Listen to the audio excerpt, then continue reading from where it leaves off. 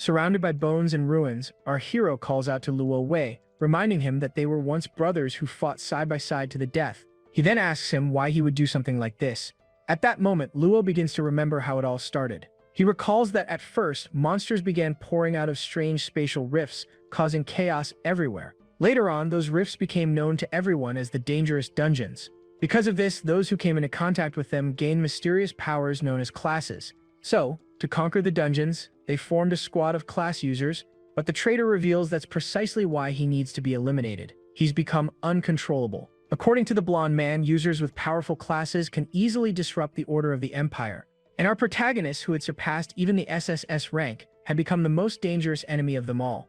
For the villain, the strongest power must belong to the royal family to keep the Empire stable. Furious, the warrior asks if that's his excuse for slaughtering his family and comrades. The Emperor simply replies coldly that it's all for the stability of his empire. Filled with rage, the young man screams his former friend's name and charges forward with everything he has. A powerful blast of red energy shoots toward his target. An explosion erupts, but it seems our hero walked right into a trap. The Emperor then reveals that he tampered with the armor, and the explosion will inject a potent poison. Lying on the ground, the protagonist no longer has the strength to resist after the long battle. On top of that, the traitor reveals he's prepared an entire army to finish him off once and for all. Luo even cynically adds that this is his way of showing his last respects to his old friend. Our hero then remembers their past and thinks that their brotherhood was nothing but a joke. Just then, a system window pops up and his hidden ability, Mirror World, is activated. This is the ultimate ability that reverses everything. The scene shifts to a riverbank where decades have passed since that incident. There, we see a group of bullies with a boy tied up, accusing him of pretending to be dead. One of the aggressors gets annoyed by the boy's empty stare and prepares to hit him. Next, they dunk him back into the water while the boy tries to say he's not faking it. Underwater, the boy was suffering. Meanwhile, the jerks find his expression hilarious and plan to beat him up some more for fun. As he's pulled out of the water, the boy spits up blood and wonders why this is happening. The boy despairs, asking himself why these terrible things always happen to him. Suddenly, the scene changes, and a blue-haired figure asks about a strange sound she heard. Back with the bullies, the boy with glasses begs them to stop, saying the victim is going to die. The leader of the bullies scoffs, saying he can just heal himself since he's an enchanter. The aggressor then grabs the boy with glasses by the neck, calling him a huge hypocrite. He then reveals that the boy himself was the one who led them there, so it would be his fault if anything went wrong. The boy tries to explain himself, but the leader asks if he wants to take a dip in the water too. Then he grabs the boy's shirt and says their punching bag has now grown a will of his own. Angrily, the bully punches the boy in the face, calling him a complete ingrate. But suddenly, the aggressor gets spooked by something that appeared behind him. Out of nowhere, a massive dimensional rift opened up over the river, right where our hero was. Everyone panics at the sight of the dungeon, wondering why it appeared right there. The cowards decide to run, and the boy with glasses hesitates, knowing a new dungeon is too much for them. He looks back and sees that the protagonist is still tied up and hanging from the tree. Terrified, the young man realizes his classmate is still trapped and in danger. With no time to think, the boy with glasses decides he needs to act fast and go back. With that, he runs toward his classmate, determined to save him. Inside the dungeon, he sees a horde of strange creatures emerging from the shadows. Desperately, the boy tries to untie the ropes, but the knot is too tight, and the monsters spot him. Then, one of the blue creatures attacks him by surprise, and the boy screams in pure fear. Suddenly, someone grabs him, saving him from the imminent attack. Our hero, now free from the ropes, moves quickly to protect his classmate. He then extends his hand toward the creature that was preparing to attack again. With a cold gaze and glowing eyes, he uses an ability called Glacial Impact. However, the system warns that basic heal has failed because the target was already at full health. The boy with glasses is shocked, asking why on earth he just healed the enemy. Right after that, the boy with glasses creates a shield and jumps in front of the protagonist. The hero then looks at his information and sees his name is Yun She, and his class is Enchanter. Looking at his hands, he realizes this isn't his body, and the spell belonged to the real Yun She. He thinks that normally, when someone touches a dungeon, they link to the system and gain a random class. And that's a rule that shouldn't be broken. After that, people get stronger in dungeons and gain abilities related to their class. But our hero was a warrior who had reached the pinnacle of power in his past life. He remembers that back then, he used the ability Mirror World, which reverses all things. After that, he was trapped in that world until he heard the poor boy's cry of agony. So the protagonist wonders if he has truly been reborn in this boy's body, but he's grateful for this chance because now he can finally get his long-awaited revenge. Meanwhile, the boy with glasses yells that the monsters are surrounding them and asks Yun She for help. Our hero realizes this body is far too weak, and even these monsters are a problem for him. Analyzing the enchanter's abilities, he sees they're all useless with very low bonuses. The enchanter class is niche, and its strengths are all based on pure support. At that moment, he understands why this class was always looked down upon for being outclassed in every role. But drawing on his old combat instincts, he manages to defend against the attack. However, he needs a quick way out because if his stamina runs out, all will be lost. He then looks at his hidden ability and realizes that Mirror World is his only hope. He tries to use the ability on a demon but wonders how it actually works. The system informs him that activation has failed, and the boy questions what the conditions for use are. Seeing the monster's reflection in the water, he wonders if the skill needs a real mirror. With that, he tries again using the puddle, but the system warns that his level is insufficient. The hero notices that the error message has now changed. From this, he understands that Mirror World needs a reflective surface to be activated. But the level problem can't be solved, so he decides to try with another target. The ability fails again on the rusty cleaver, and the reason is still his low level. He even tries it on the monster's loincloth, but his classmate yells at him to stop wasting time with useless skills. Suddenly, a bright light appears among the monsters, and a new threat approaches them.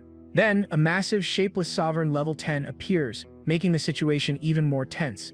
The boy with glasses panics, saying they're done for since you need to be level 10 to win. With a face full of fear, the young man can't believe such a strong monster has appeared. Completely hopeless, his classmate falls to the ground, believing their end has come. Before them, a horde of monsters with glowing red eyes charges forward, ready to attack. Our hero tries to use his skill on a rock, but the system warns that his level is insufficient. He doesn't understand why not even a rock works and wonders if the level difference is that great. Then, he gets another idea and points to his classmate's broken shield. But the system informs him that it's not possible to reverse other people's abilities. With a smirk on his face, he processes this new information and an idea sparks in his mind. The young man then wonders if this means he can reverse his own abilities. A system message confirms it. His entangling vines' skill has been completely reversed. With that, a giant wave of purple thorns erupts from the ground, hitting all the monsters. The system then notifies him that he used the ability Chaotic Thorns, which is the inverted version. The boss monster ignores the thorns and prepares to attack the defenseless boy on the ground. But suddenly, another monster appears and lands a powerful punch on it. Apparently, the creatures were now fighting among themselves. His classmate is completely confused, not understanding what just happened. The protagonist realizes the effect was inverted. Instead of immobilizing, it now causes confusion. He sees that the original skill traps an enemy, while the reverse one attacks and causes confusion. Under the status effect, the confused monsters start attacking random targets among themselves. With a smile, he realizes that a useless ability became incredibly powerful after being reversed. Thus, Mirror World lives up to its reputation as an SSS rank hidden ability. The hero understands that the skill not only inverts effects but also enhances them overall. He thinks that the normal version would have had a low success rate and would have lasted a second at most. The young man then wonders what would happen if he reversed his other remaining abilities. Next on the list is Fortified Strike, which grants a 5% attack bonus. With that, he uses Mirror World one more time. The ability becomes Deceitful Blade, which now increases his attack by 10% per MP spent. Upon activating Deceitful Blade, he understands that every skill use will now boost his attack power. The system then confirms that the new ability is active and will last for 60 seconds. He realizes the incredible potential since just activating it already increases his attack power. Suddenly, he levels up and the status window shows his new information and points. Looking around, he concludes that many monsters must have died fighting each other. He realizes these monsters give good experience and that this is the perfect time to level up. On top of that, he notices that leveling up has completely restored all of his mana. While the monsters remain confused, he decides it's time to test his Deceitful Blade. So, he activates Chaotic Thorns, and with each use, his attack increases by 10%. With that, his attack power reaches 220%, and he's surprised by how easy it was. With a confident look, Yoon prepares to show off the results of his newfound power. Next, our hero charges full speed toward one of the monsters. He realizes that this combination of abilities breaks all conventional rules of the game. With a swift and precise movement, he delivers a powerful blow. The attack creates a trail of purple light and hits the monster head-on with full force. From a distance, his classmate watches everything, completely shocked by the scene. He wonders if that's really Yoonji and how a level 5 enchanter has so much power. Our hero then begins to calculate his potential with his new level 6 attributes. With his mana and regeneration, he could theoretically achieve even greater attack power. He finally defeats the large, shapeless sovereign of the dungeon. With a confident smile, he begins to assess his current strength after everything that's happened. Yoon concludes that he can now barely handle the level 11 elites still left in the dungeon. But suddenly, a new and powerful sinister energy emerges in the middle of the battlefield. Then, a massive level 21 chimera appears as the hidden boss. Even the other monsters in the dungeon seem to notice the presence of the stronger creature. Without wasting any time, the chimera charges with full force toward the two of them. His classmate panics and screams that it's impossible for a monster like that to exist. Our hero is also shocked by the presence of a level 21 hidden boss in the dungeon. With that, the enormous beast leaps toward the protagonist, ready to devour him in a single blow. He tries to use his chaotic thorns on the creature, but the ability fails miserably. The system then informs him that the target is completely immune to the chaos status effect. At that moment, the boy with glasses yells for him to be careful and shoves him out of the attack's path. Because of this, the young man ends up taking the hit, and a shield of light protects him for a brief moment. Yunxie is surprised by his classmate's action, who just saved him from imminent danger. And suddenly, a vision of a noble knight with a shield flashes in his mind for an instant. In the vision, the blonde knight scolds his companion for being reckless and not listening to his warnings. With that, the memory of the past ends, and the chimera attacks with full force, and his classmate is thrown far away by the blow. The impact of the fall is brutal, and the boy with glasses hits the ground, gravely wounded by the monster. Furious, our protagonist charges toward the beast, saying it has a death wish. He then lands beside his classmate, who is down and badly injured on the ground. He then uses basic heal on Xiaoji, but the skill is weak and restores little HP at a time. A critical heal occurs, restoring a bit more health, but it's still not enough. He complains about the weak healing and asks if the boy has any potions, and he replies that he has an emergency one. Our hero tells him to drink the potion while his own attack power continues to increase significantly. Analyzing the situation, he realizes he's still no match for the dungeon boss alone, but he notices that the other monsters are almost dead from fighting among themselves. With a plan in mind, he tells Chao Ji to hang on for a minute, as this should work. His classmate is confused, but our boy confidently declares that he's going to finish them all. He then unleashes a series of quick and powerful attacks on the weakened monsters. With his blade, he attacks the remaining monsters with speed and precision. With this, he levels up, and his HP and mana are completely restored in the process.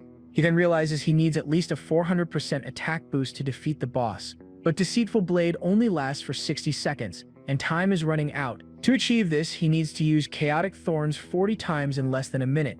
In other words, to pull this off, he needs to reach level 10 as quickly as possible. His classmate watches everything with an expression of utter astonishment, and as if by magic, he begins to level up over and over again. Meanwhile, the Chimera recovers and charges furiously toward Yoon. After defeating the monsters, he finally reaches level 12.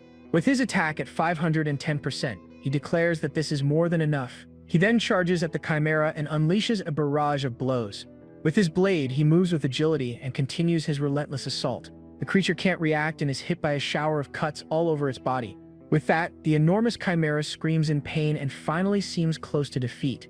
Yunxie unleashes a sequence of blows on the monster, and our hero finishes his attack with a precise movement, splitting the Chimera in two. His classmate is stunned by what he just witnessed. Completely shocked, the boy with glasses wonders if this is all just a dream.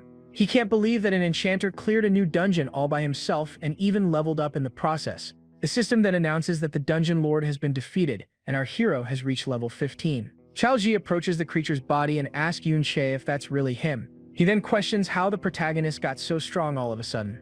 Our hero has a memory of Chao Ji sacrificing himself and of his former knight companion. He then asks the boy what his relationship is with a man named Cho Ben Ben. The classmate is surprised and asks how the protagonist knows his great-grandfather's nickname. Shocked by the revelation, Yunxie wonders great-grandfather and is left speechless. He looks at the boy and realizes he's the great-grandson of his old comrade. A memory of his cocky-faced friend comes to mind, and he thinks about the little brat he once knew. With a serious look, the hero questions how this is possible, as he thought Luo Wei had killed everyone. Our hero asks about his classmate's great-grandfather, but the boy says they don't need to talk about that right now. With a sad look, the boy with glasses says he doesn't need to be humiliated. The protagonist is confused and wonders why his classmate felt humiliated by the question. Then Xiaoji says he doesn't know why, but he's sure the protagonist has been hiding his strength all along. He then invites him to head back, as the school is organizing a visit to the Modern History Memorial tomorrow. Yoon becomes thoughtful at the idea of the visit. He thinks that he can't reveal his identity yet, and agrees to go so as not to arouse suspicion. In his mind, the young man repeats the name of the place, the Modern History Memorial Hall. He believes that there, he'll find records of what happened to the world after his tragic death. The next day, we see the students on the bus, having a great time on their way to the school trip. Meanwhile, our hero and his classmate are sitting in the back with serious expressions. The protagonist observes his surroundings and thinks about how much times have changed since his era. He reflects that after so many years, the world has changed, and they even use dungeon items in vehicles. On top of that, many new things have appeared, but some he recognizes from dungeons of the past. He then looks at his items and wonders how this is possible if only monster drops come out of dungeons. He equips the Chimera Bone Ring, an epic item made from the rib of the dungeon lord. He then discovers that equipment and skill books can be taken out of the inventory and sold. The new passive ability, Robust Physique, permanently reduces all physical damage he receives, but things that don't fit in the inventory should disappear along with the cleared dungeon. With a thoughtful look, he wonders what on earth happened to the world after he was gone. They finally arrive at the Modern History Memorial Hall, a huge and bustling place. Before them, a massive statue stands tall and a guide begins to explain the history of the location. The statue is of the emperor who ended the dungeon disasters, the supreme ruler Luo Wei. The guide explains that over 50 years ago, this was the stage for a famous rebellion in history. In the past, people were greatly afflicted by the monsters that came out of the dungeons into the world. The situation worsened when the SSS-ranked dungeon appeared, and everyone lived in great fear of what might come. So, King Luo Wei personally led an army on an expedition to conquer the dungeon. Despite suffering heavy losses, he finally managed to defeat the terrible threat that haunted them. But right at that moment, the king encountered a rebellion, and the mastermind was someone well known. The guide then reveals that the traitor and mastermind behind the rebellion was none other than Yun Che. The guide continues, saying that the king's trusted man turned into an ungrateful traitor. Furious, the protagonist thinks that in reality they were the ones who cleared the dungeon and were ambushed. With a pained expression, the guide says that no one can imagine the king's suffering from the betrayal. But he tells them that the monarch overcame his sorrow and fought bravely and courageously against the rebellion. And with the help of a hero named Ding Kun, he finally managed to suppress the rebels. Our hero is confused by this name and wonders who the hell this Ding Kun is. He tries to remember but doesn't know anyone by that name. Suddenly, the bullies who fled the dungeon appear and ask how they're still alive. One of them says the new dungeon was cleared way too fast and there must have been a master nearby. And he comments that the two of them were very lucky to find someone to save them. Our hero then stares down the cowards who abandoned him to die inside the dungeon. The other students notice the commotion and ask if the two of them encountered a dungeon disaster. And they question how they managed to survive, and two girls become interested in the rumors. Then the leader of the bullies approaches Kyoji and says he was lucky to get out alive, but with a menacing look, the aggressor moves closer, seemingly wanting to intimidate him. The aggressor accuses him of nearly dragging them into the dungeon and asks how he's going to pay that debt, but Chao Ji defends himself, shouting that it was their fault and he's going to report what they did to the school. Desperately, he continues, saying that because of the bullies, he and the hero were almost killed. With a threatening glare, the bully says he has no idea what his current situation is. He then tells his classmate to take a good look at the statue right in front of everyone. The sculpture shows his ancestor, Chao En, being stomped on by the hero and reveals his real name. With that, the aggressor calls him a descendant of the traitor and doubts anyone will take his side. But suddenly, the boy snaps, shouting that they can insult him but never his ancestor. Our hero is surprised to see his companion finally mustering the courage to defend himself. The other students notice the fight, and one of them reveals that Ding Shu's grandfather is the hero Ding Kun. With a dark look, the protagonist finally understands the connection between the names and the story. Soon, the other students recognize Chao Ji and say it's absurd for him to insult a hero. One of them adds that his ancestor killed many people, and the hero saved even more lives. The bully leader then yells that he won't tolerate an insult to his grandfather in front of him. At that moment, the guide approaches and says that as a fair teacher, he will say a few words. The teacher turns to Chao Ji and with a serious expression tells the boy to apologize. He says the hero spared his family in the past and he should be grateful instead of slandering him. The boy with glasses is speechless and looks completely devastated by the unjust accusation. The bully then scoffs, saying that if he hits him now in public, everyone will just applaud. He continues, saying that no one helps a vicious dog, and the boy with glasses is a despised dog. With that, he grabs his classmate's hair and asks if he still thinks a hero's descendant is in the wrong. Filled with rage, the aggressor raises his fist and shouts that for the honor of his ancestor, he won't let this slide. But suddenly, a kick lands squarely on the bully's face. The aggressor is thrown far by the force of the blow, and our hero appears to defend his classmate. The boy with glasses looks up, completely shocked by his friend's sudden intervention. With a dark look, Yun Che questions if the hero's family doesn't have time to discipline their brats. The other students are shocked and wonder if that's really Yun Che, as he dared to hit Ding Shu. They call him crazy for insulting the hero's family and don't understand his sudden attitude. One of them remembers he's only level 5, the weakest in the class, and another says he's gone completely mad. Lying on the ground, the aggressor smiles maliciously, seeming happy with the opportunity that has arisen. The aggressor gets up furiously and calls him a punching bag for daring to attack him while he was distracted. Then, the bully's friends join him, and one of them says he'll deal with both of them at once. Our hero just puts on an expression of total confidence. With that, the aggressors charge all at once toward the protagonist for a group attack. But he dodges the blows with ease and retaliates with a series of quick attacks. One of the bullies falls to the ground in great pain after being hit by our hero. Moments later, the group leader is on his knees, spitting blood and completely defeated. The other students are shocked by the scene and wonder what the hell just happened. Dingshu can't believe he was defeated by that Yunche and wonders what is going on. The students comment that he got knocked out again and question if he's really that weak. Seeing that he was being publicly humiliated, Dingshu becomes furious, uses the skill ridge, and increases his attack power by 25%. He convinces himself it was just a lucky shot and equips a furious hammer. Then, with the weapon in hand, he charges with everything he's got toward the protagonist. Our hero simply dodges and says his opponent's openings are too wide. Next, Yunchi lands a punch on the aggressor. This leaves Dingshu in shock, unable to believe this is really happening. With a powerful kick, the protagonist easily knocks the bully to the ground. Suddenly, a security guard appears and shouts, asking what's going on. He sees Dingshu unconscious and desperately asks if there's a healer nearby to help. The students are surprised by the boy's speed and question if he's really level 5. The two girls from before watch the scene with serious expressions, seeming very interested in the protagonist. The guard then scolds the teacher, saying that fighting is forbidden and he can't control his students. The teacher runs over and accuses Yunche of assaulting a hero's descendant for no reason. Our hero calls him shameless, and his hand begins to glow with an aura of energy. With a cold gaze and glowing eyes, he seems to be preparing to use one of his abilities. A wave of purple energy hits the teacher and destroys the object. The guard and the students watch, completely shocked by what just happened. Yunche then confronts him, saying he only listened to Dingshu's side to please his family. Scared, the teacher yells at him to stop talking nonsense and is left completely speechless. The teacher is shocked that his attack was blocked and asks what kind of equipment that is. With a purple aura, our hero says it was just a comment, and he doesn't think the teacher is like that. The teacher agrees to investigate while the students wonder where he got the item from. He sees that his ring is damaged and thinks that the level 21 item is weak against the teacher. The protagonist then suggests that as punishment, the teacher should just kick them out, leaving the man surprised.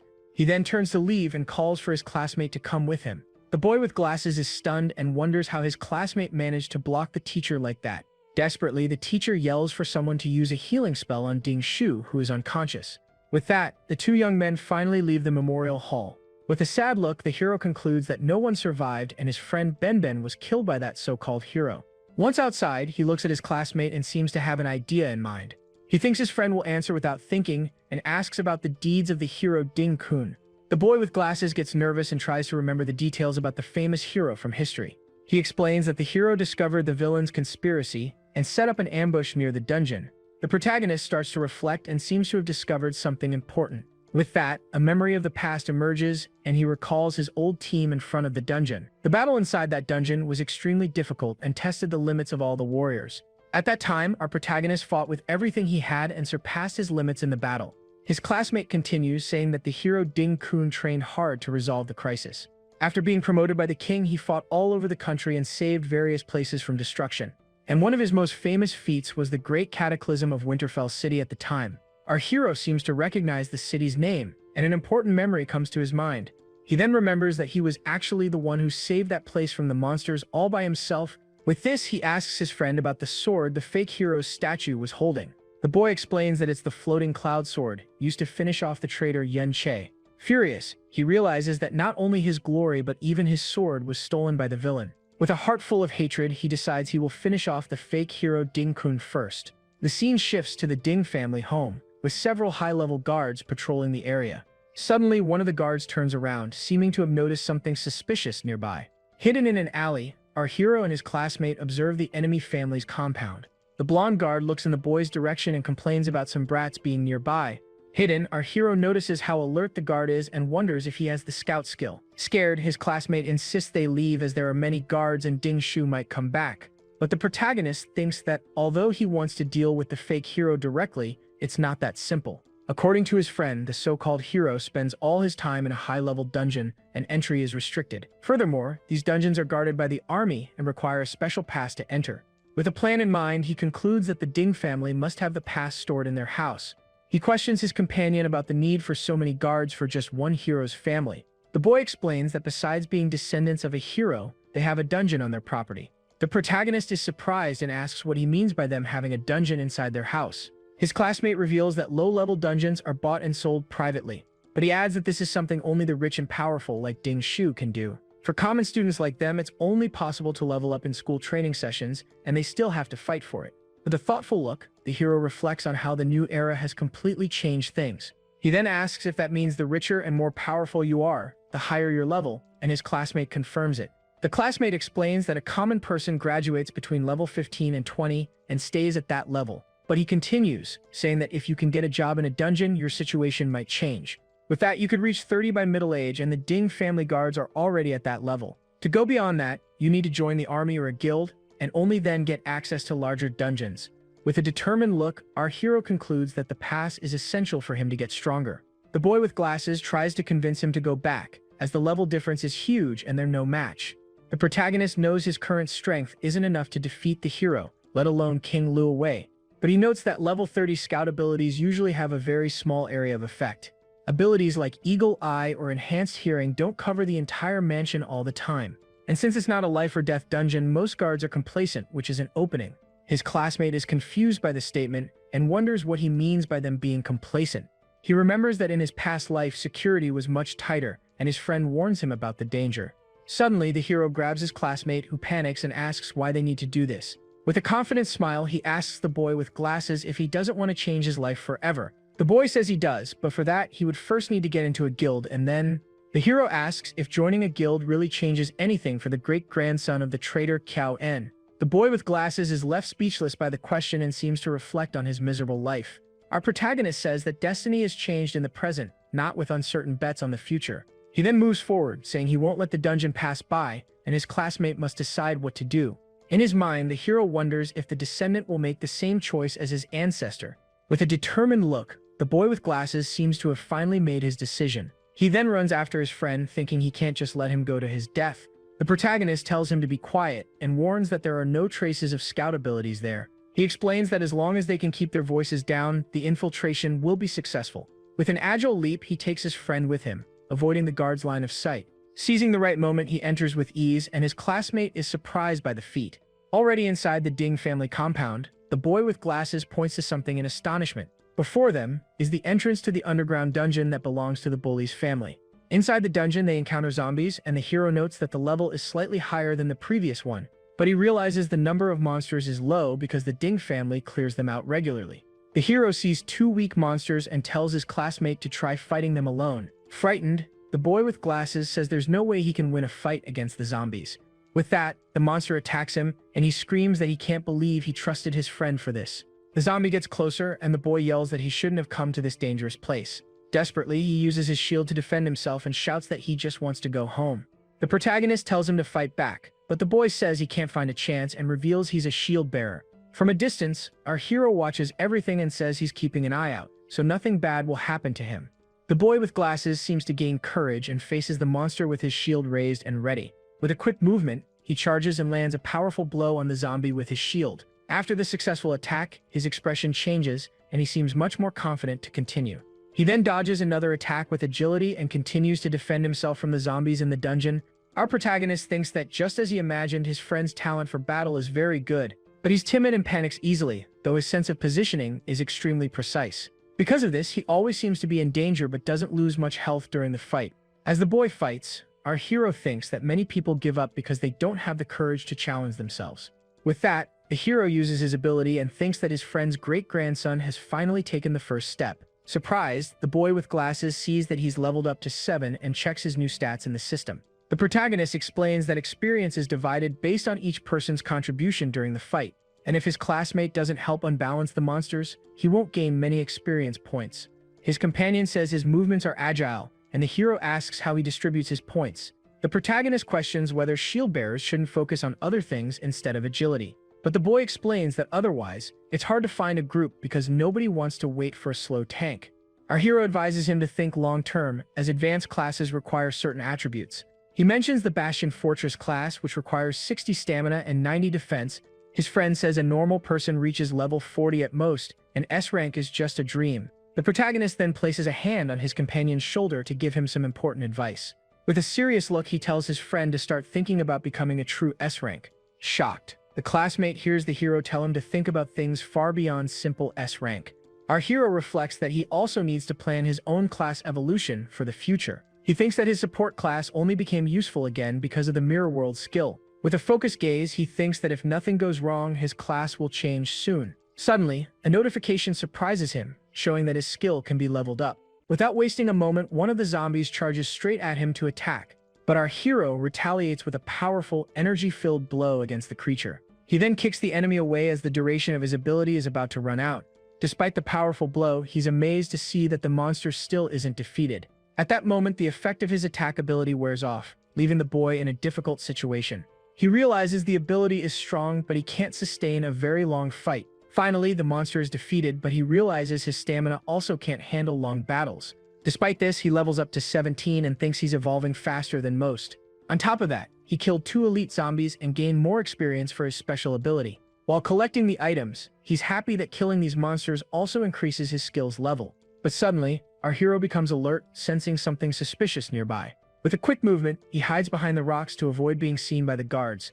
Hidden, he observes that the Ding family guards are patrolling the area more frequently. His friend says that with fewer monsters, the risk increases, and the hero wonders if the guards have noticed them. The protagonist agrees and thinks that fighting while watching the guards and calculating his skill is too much right now, and upon analyzing the skill book that dropped, he discovers a new spell he can learn. The reverse technique makes objects intangible, and he realizes that not every reverse skill helps in combat. He still needs 30% more experience for his mirror world skill to level up. Even at level 1, the reversal is already strong, and he imagines how powerful it will be after evolving. He believes that if he defeats this dungeon's boss, the skill might go straight to level 2. Looking at the back of the dungeon, he thinks that perhaps other dungeons don't give experience for the skill. So, he decides to check out the boss in the central area, where a strange tower rises. Hidden with his friend, he notices that detection skills are much more frequent there. Suddenly, he looks to the side with an attentive gaze, seeming to have noticed something important. Soon, they find the boss chained to a throne, with many guards patrolling around. His friend is surprised by the controlled boss, and the hero remembers that the one at school is also guarded. The boy with glasses deduces that the chains must be high-level equipment to hold the boss. Our hero reflects that attacking the boss with so many guards around would only attract more attention. He then concludes that at his level, he can't kill the boss while surrounded by so many strong enemies. With that, he decides to eliminate the guards first, and uses his deceitful blade for a surprise attack. The guard falls to the ground, completely incapacitated, while the 2 boys watch him attentively. Enveloped in a purple aura, the hero tells his friend to interrogate the guard and threatens him to talk. Desperate, the guard says he'll tell them everything as the Ding family doesn't pay him enough to die.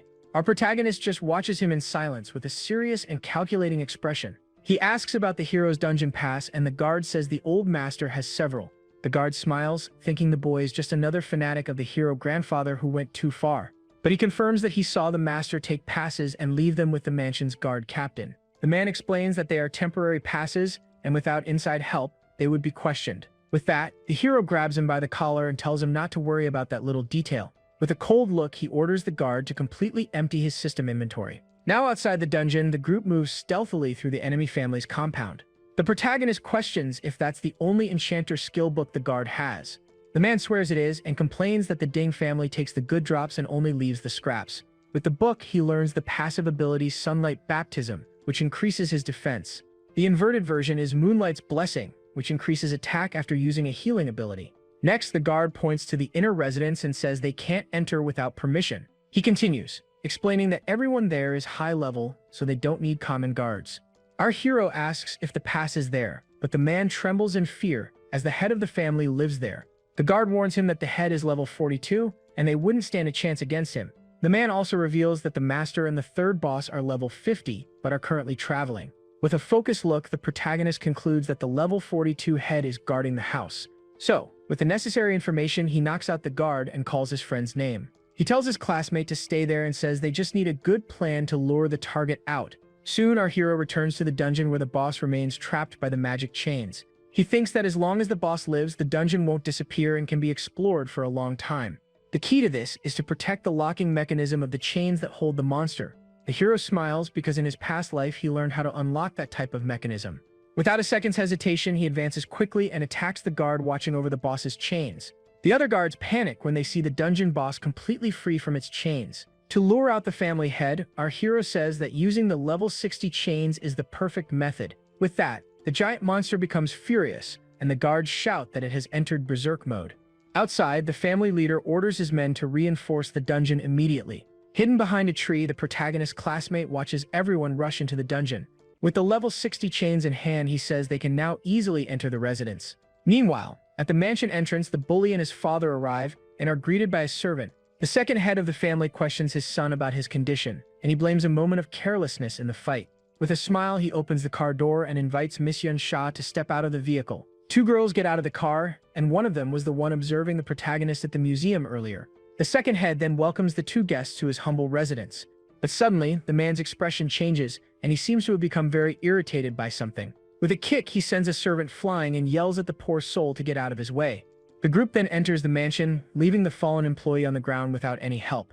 Hidden among the trees, our hero's friend continues to watch everything from a distance, staying alert. Our hero approaches, and his friend asks what happened and if this isn't a bad time to invade. The protagonist asks why the long face, and his friend is amazed by his speed. He explains that even a level 30 dungeon lord isn't easy to capture alive. Because of this, they won't be able to defeat the monster anytime soon, and he asks what his friend saw. The boy with glasses looks at the mansion with a grim expression and starts talking about someone. He reveals that the person who is bowing is actually his youngest uncle, named Xiao Li. The friend explains that during Yunshi's rebellion, his ancestors' family had already been wiped out. The protagonist becomes thoughtful, as this meant they didn't face the humiliation that came after. But after that, the Chao family suffered the Empire's cruelty at every turn without rest. And with secret orders from the hero Din Kun, the bullying they endured only worsened over time. In the end, they could only become servants to the Ding family to survive it all. They were paraded around to show the power of the hero family and could only bow to survive. He says that his father's generation also tried to change the situation they lived in, but the result was his father going insane and his uncle becoming the Ding family's dog. With this, he wonders if it was really right to follow the protagonist to this dangerous place. The protagonist turns to his friend and says he needs to go to the inner residence now, but his classmate holds him back, warning him that Ding Shu's father is there and he could be killed if caught. Our hero explains that in this era of controlled dungeons, one must take risks to change their life. He continues, saying that if you hesitate too much and worry too much, some things will never get done. With that, he offers to help him change, but the choice to fight or not must be his friends alone. The boy with glasses still has doubts and asks if they can really fight against such a powerful family. The protagonist then walks away and says that the person he really wants to face now. At that moment, the friend with glasses seems to finally make up his mind, filled with determination, is the entire empire, and from a distance, he launches a powerful attack toward the mansion. Inside the house, the second head wonders how the dungeon lord managed to break free from its chains. The blonde girl asks if it's a bad time and offers to come back another day with her friend. But the man assures them it's nothing and his older brother can handle the dungeon on his own. He also adds that his father and third brother are already on their way back after hearing about their visit, and that they've also contacted the hero grandpa, who is very eager to meet them. Hidden, the protagonist hears everything and repeats the name of the fake hero Din Kun with contempt. The hero remembers that to enter the hero's dungeon, one needs a pass and an escort, and that person, judging by the treatment she receives, seems to have a very high status among them. The protagonist notices that the young woman's surname is the same as his and wonders if it's just a coincidence. But he decides to focus on getting the pass for now and enters the mansion stealthily. Meanwhile, the dark-haired girl accompanying her seems to have noticed something suspicious. Two maids walk down the hallway chatting and don't even notice the intruder's presence. Hidden, he continues to move carefully through the mansion to avoid being discovered. With a determined look and glowing eyes, he seems ready to find his objective. He finally arrives at a huge office that appears to belong to the head of the family. Outside, the family head and his men finally manage to suppress the dungeon lord. The leader says the monster was maliciously released, and the risk wasn't for a simple piece of equipment. With that, he orders his men to surround the entire inner residence to find the intruder. He doesn't want any accidents to scare the young and important guest who is visiting them. Back in the office, the protagonist finds nothing and wonders why the guard said there were several passes. He then uses the intangible ability on his hand to search for a secret compartment. The intangible ability allows a brick-sized object to pass through things for 4 seconds. With this, he opens the drawer and finds some books and a diary that catches his attention. Surprised by the discovery, he holds the diary, seeming to have found something very unexpected. But beside it, he also finds several high-quality skill books stored in the drawer. One of the skills is Slow Aura, which reduces the speed of enemies within a 20-meter radius. Meanwhile, Outside the mansion, the guards continue to mobilize throughout the entire area. The protagonist's classmate hides and wonders why all the guards have come to that spot. He thinks the plan was risky, and if the hero doesn't get out soon, he won't have a chance to escape. Scared, he remembers his family's suffering and fears giving them another excuse for bullying. He recalls the tragic past and all the suffering his relatives endured at the hands of the Dings. With that in mind, the boy decides to flee silently to at least save himself from the situation. But his hand trembles, and he seems conflicted with the decision, because otherwise, things will only get worse. At that moment, the memory of the protagonist's words makes him rethink his choice to run. Then suddenly, the boy with glasses shouts with all his might to attract the guard's attention. With the noise, one of the guards finally locates him and points in his direction for the others to come. With a yell, the boy with glasses runs as fast as he can to lure the guards and act as a decoy. Inside the mansion, the hero breaks a window while his friend thinks that he can't let him get caught. Our protagonist realizes that his classmate has finally overcome his fears and decided to fight the enemy. With that, he jumps out and shouts that he has the stolen items, challenging the guards to catch him. The soldiers then switch targets and run with all their might toward the two boys to capture them. With the new skill, he creates an aura that slows down enemies within a 20-meter radius. He jumps with agility and prepares to use the reverse version of his new support ability. Accelerating aura increases his and his friend's speed by 30% for 1 minute. The family head realizes they are running toward the dungeon and orders his squads to return. His classmate is confused by the escape route and asks why he lured everyone there. Our hero explains that with so many guards outside, the dungeon lords should be under control by now. And since they must have fought hard, the dungeon boss's health should be very low right now. The experience bar for his secret ability, Mirror World, is almost full and ready. With a determined look, he thinks that killing the boss will finally level up his strongest skill. Back in the mansion's living room, the atmosphere is calm and everyone is chatting peacefully. The blonde girl comments on the noise and says her uncle doesn't need to worry about keeping her company. But Ding Hao says it's just a thief and his older brother can easily handle everything. Meanwhile, the family head shouts that their speed isn't enough to catch the target. He then orders the scouts and archers to follow him to pursue the intruder inside the dungeon. With a focused look, our hero continues to run toward his objective inside the dungeon. He thinks that each class gains 3 points per level, and he invested half of them in agility. On top of that, the young man also has acceleration skills that further increase his speed. That's why at level 30, only scouts and archers could keep up with his running pace. He finally reaches the spot where the dungeon lord is surrounded by guards, ready for a fight. The hero concludes that now is the monster's weakest moment, and he only needs 1 blow to win. Suddenly, the guards spot him, and a female warrior shouts for everyone to form a defensive line, fast. With that, all the soldiers prepare for combat and get into an attack position against the boy. But our hero uses the Chaotic Thorns ability and launches energy vines toward them. The soldiers are shocked by the skill and wonder what it is, as they've never seen it before. The ability affects most of them, as human resistance to abnormal statuses isn't like that of monsters. One soldier wonders how the ability was applied so easily, and one of his colleagues gets hit. Another guard is confused by the status effect and doesn't understand how the hit rate is so high. Without wasting time, our hero uses his agility and dodges the attacks to get past the guards. He thinks he just needs to get through the crowd to finally reach the dungeon boss. Desperate, a soldier yells for control skills and complains that the shield bearers are doing nothing. Our hero calls them a disorganized bunch and notes their total lack of team experience. The guard leader shouts for them to hold their ground because if they corner him, he's done for. But the protagonist seizes the chance and launches a powerful attack against the dungeon lord. Suddenly, the family head arrives furiously and orders his men to hold the intruder with everything they've got. With that, the leader equips himself and says he will personally deal with the intruder who caused the mess. Engulfed in flames, the level 42 man charges forward for an aerial attack. Our hero observes the attack and prepares with his weapon in hand for a direct confrontation. With a smirk, the boy seems confident and not at all worried about the powerful enemy. He then uses the chains he stole and thinks that his level isn't high enough to equip them. But he can use the level 60 durability of the chains to defend against the attack. The family leader's fire blow collides with the chains, creating a massive explosion. With the impact, he is thrown backward and uses the momentum to get closer to the monster. Thanking him for the help, he prepares to deliver the final blow to the dungeon lord. The family head shouts furiously as he realizes the intruder tricked him to get to the target. Not caring about the screams, he declares that he will take all the monster's experience for himself. With a focused and determined gaze, the boy defeats the dungeon boss with a single blow. With the victory, he goes up 3 levels at once, reaching level 20 with new attribute points. His secret ability, Mirror World, finally maxes out its experience and evolves to level 2. On the other side, the family leader becomes even more furious and calls him a bastard for his plan. But the protagonist is enveloped in dark energy as the guards shout to capture him. Suddenly, the scene changes, and he finds himself in a strange place looking at a system screen. He then analyzes the details of his secret ability, which has evolved to level 2. Meanwhile, the family head charges forward and attacks the spot where the boy was, but misses. Confused, the leader wonders where the intruder went, and his men find no sign of him. The boy is now in a mirrored world and realizes he has ended up inside the monster's body. Inside the mirrored world, he comes face to face with the phantom versions of the guards who are outside.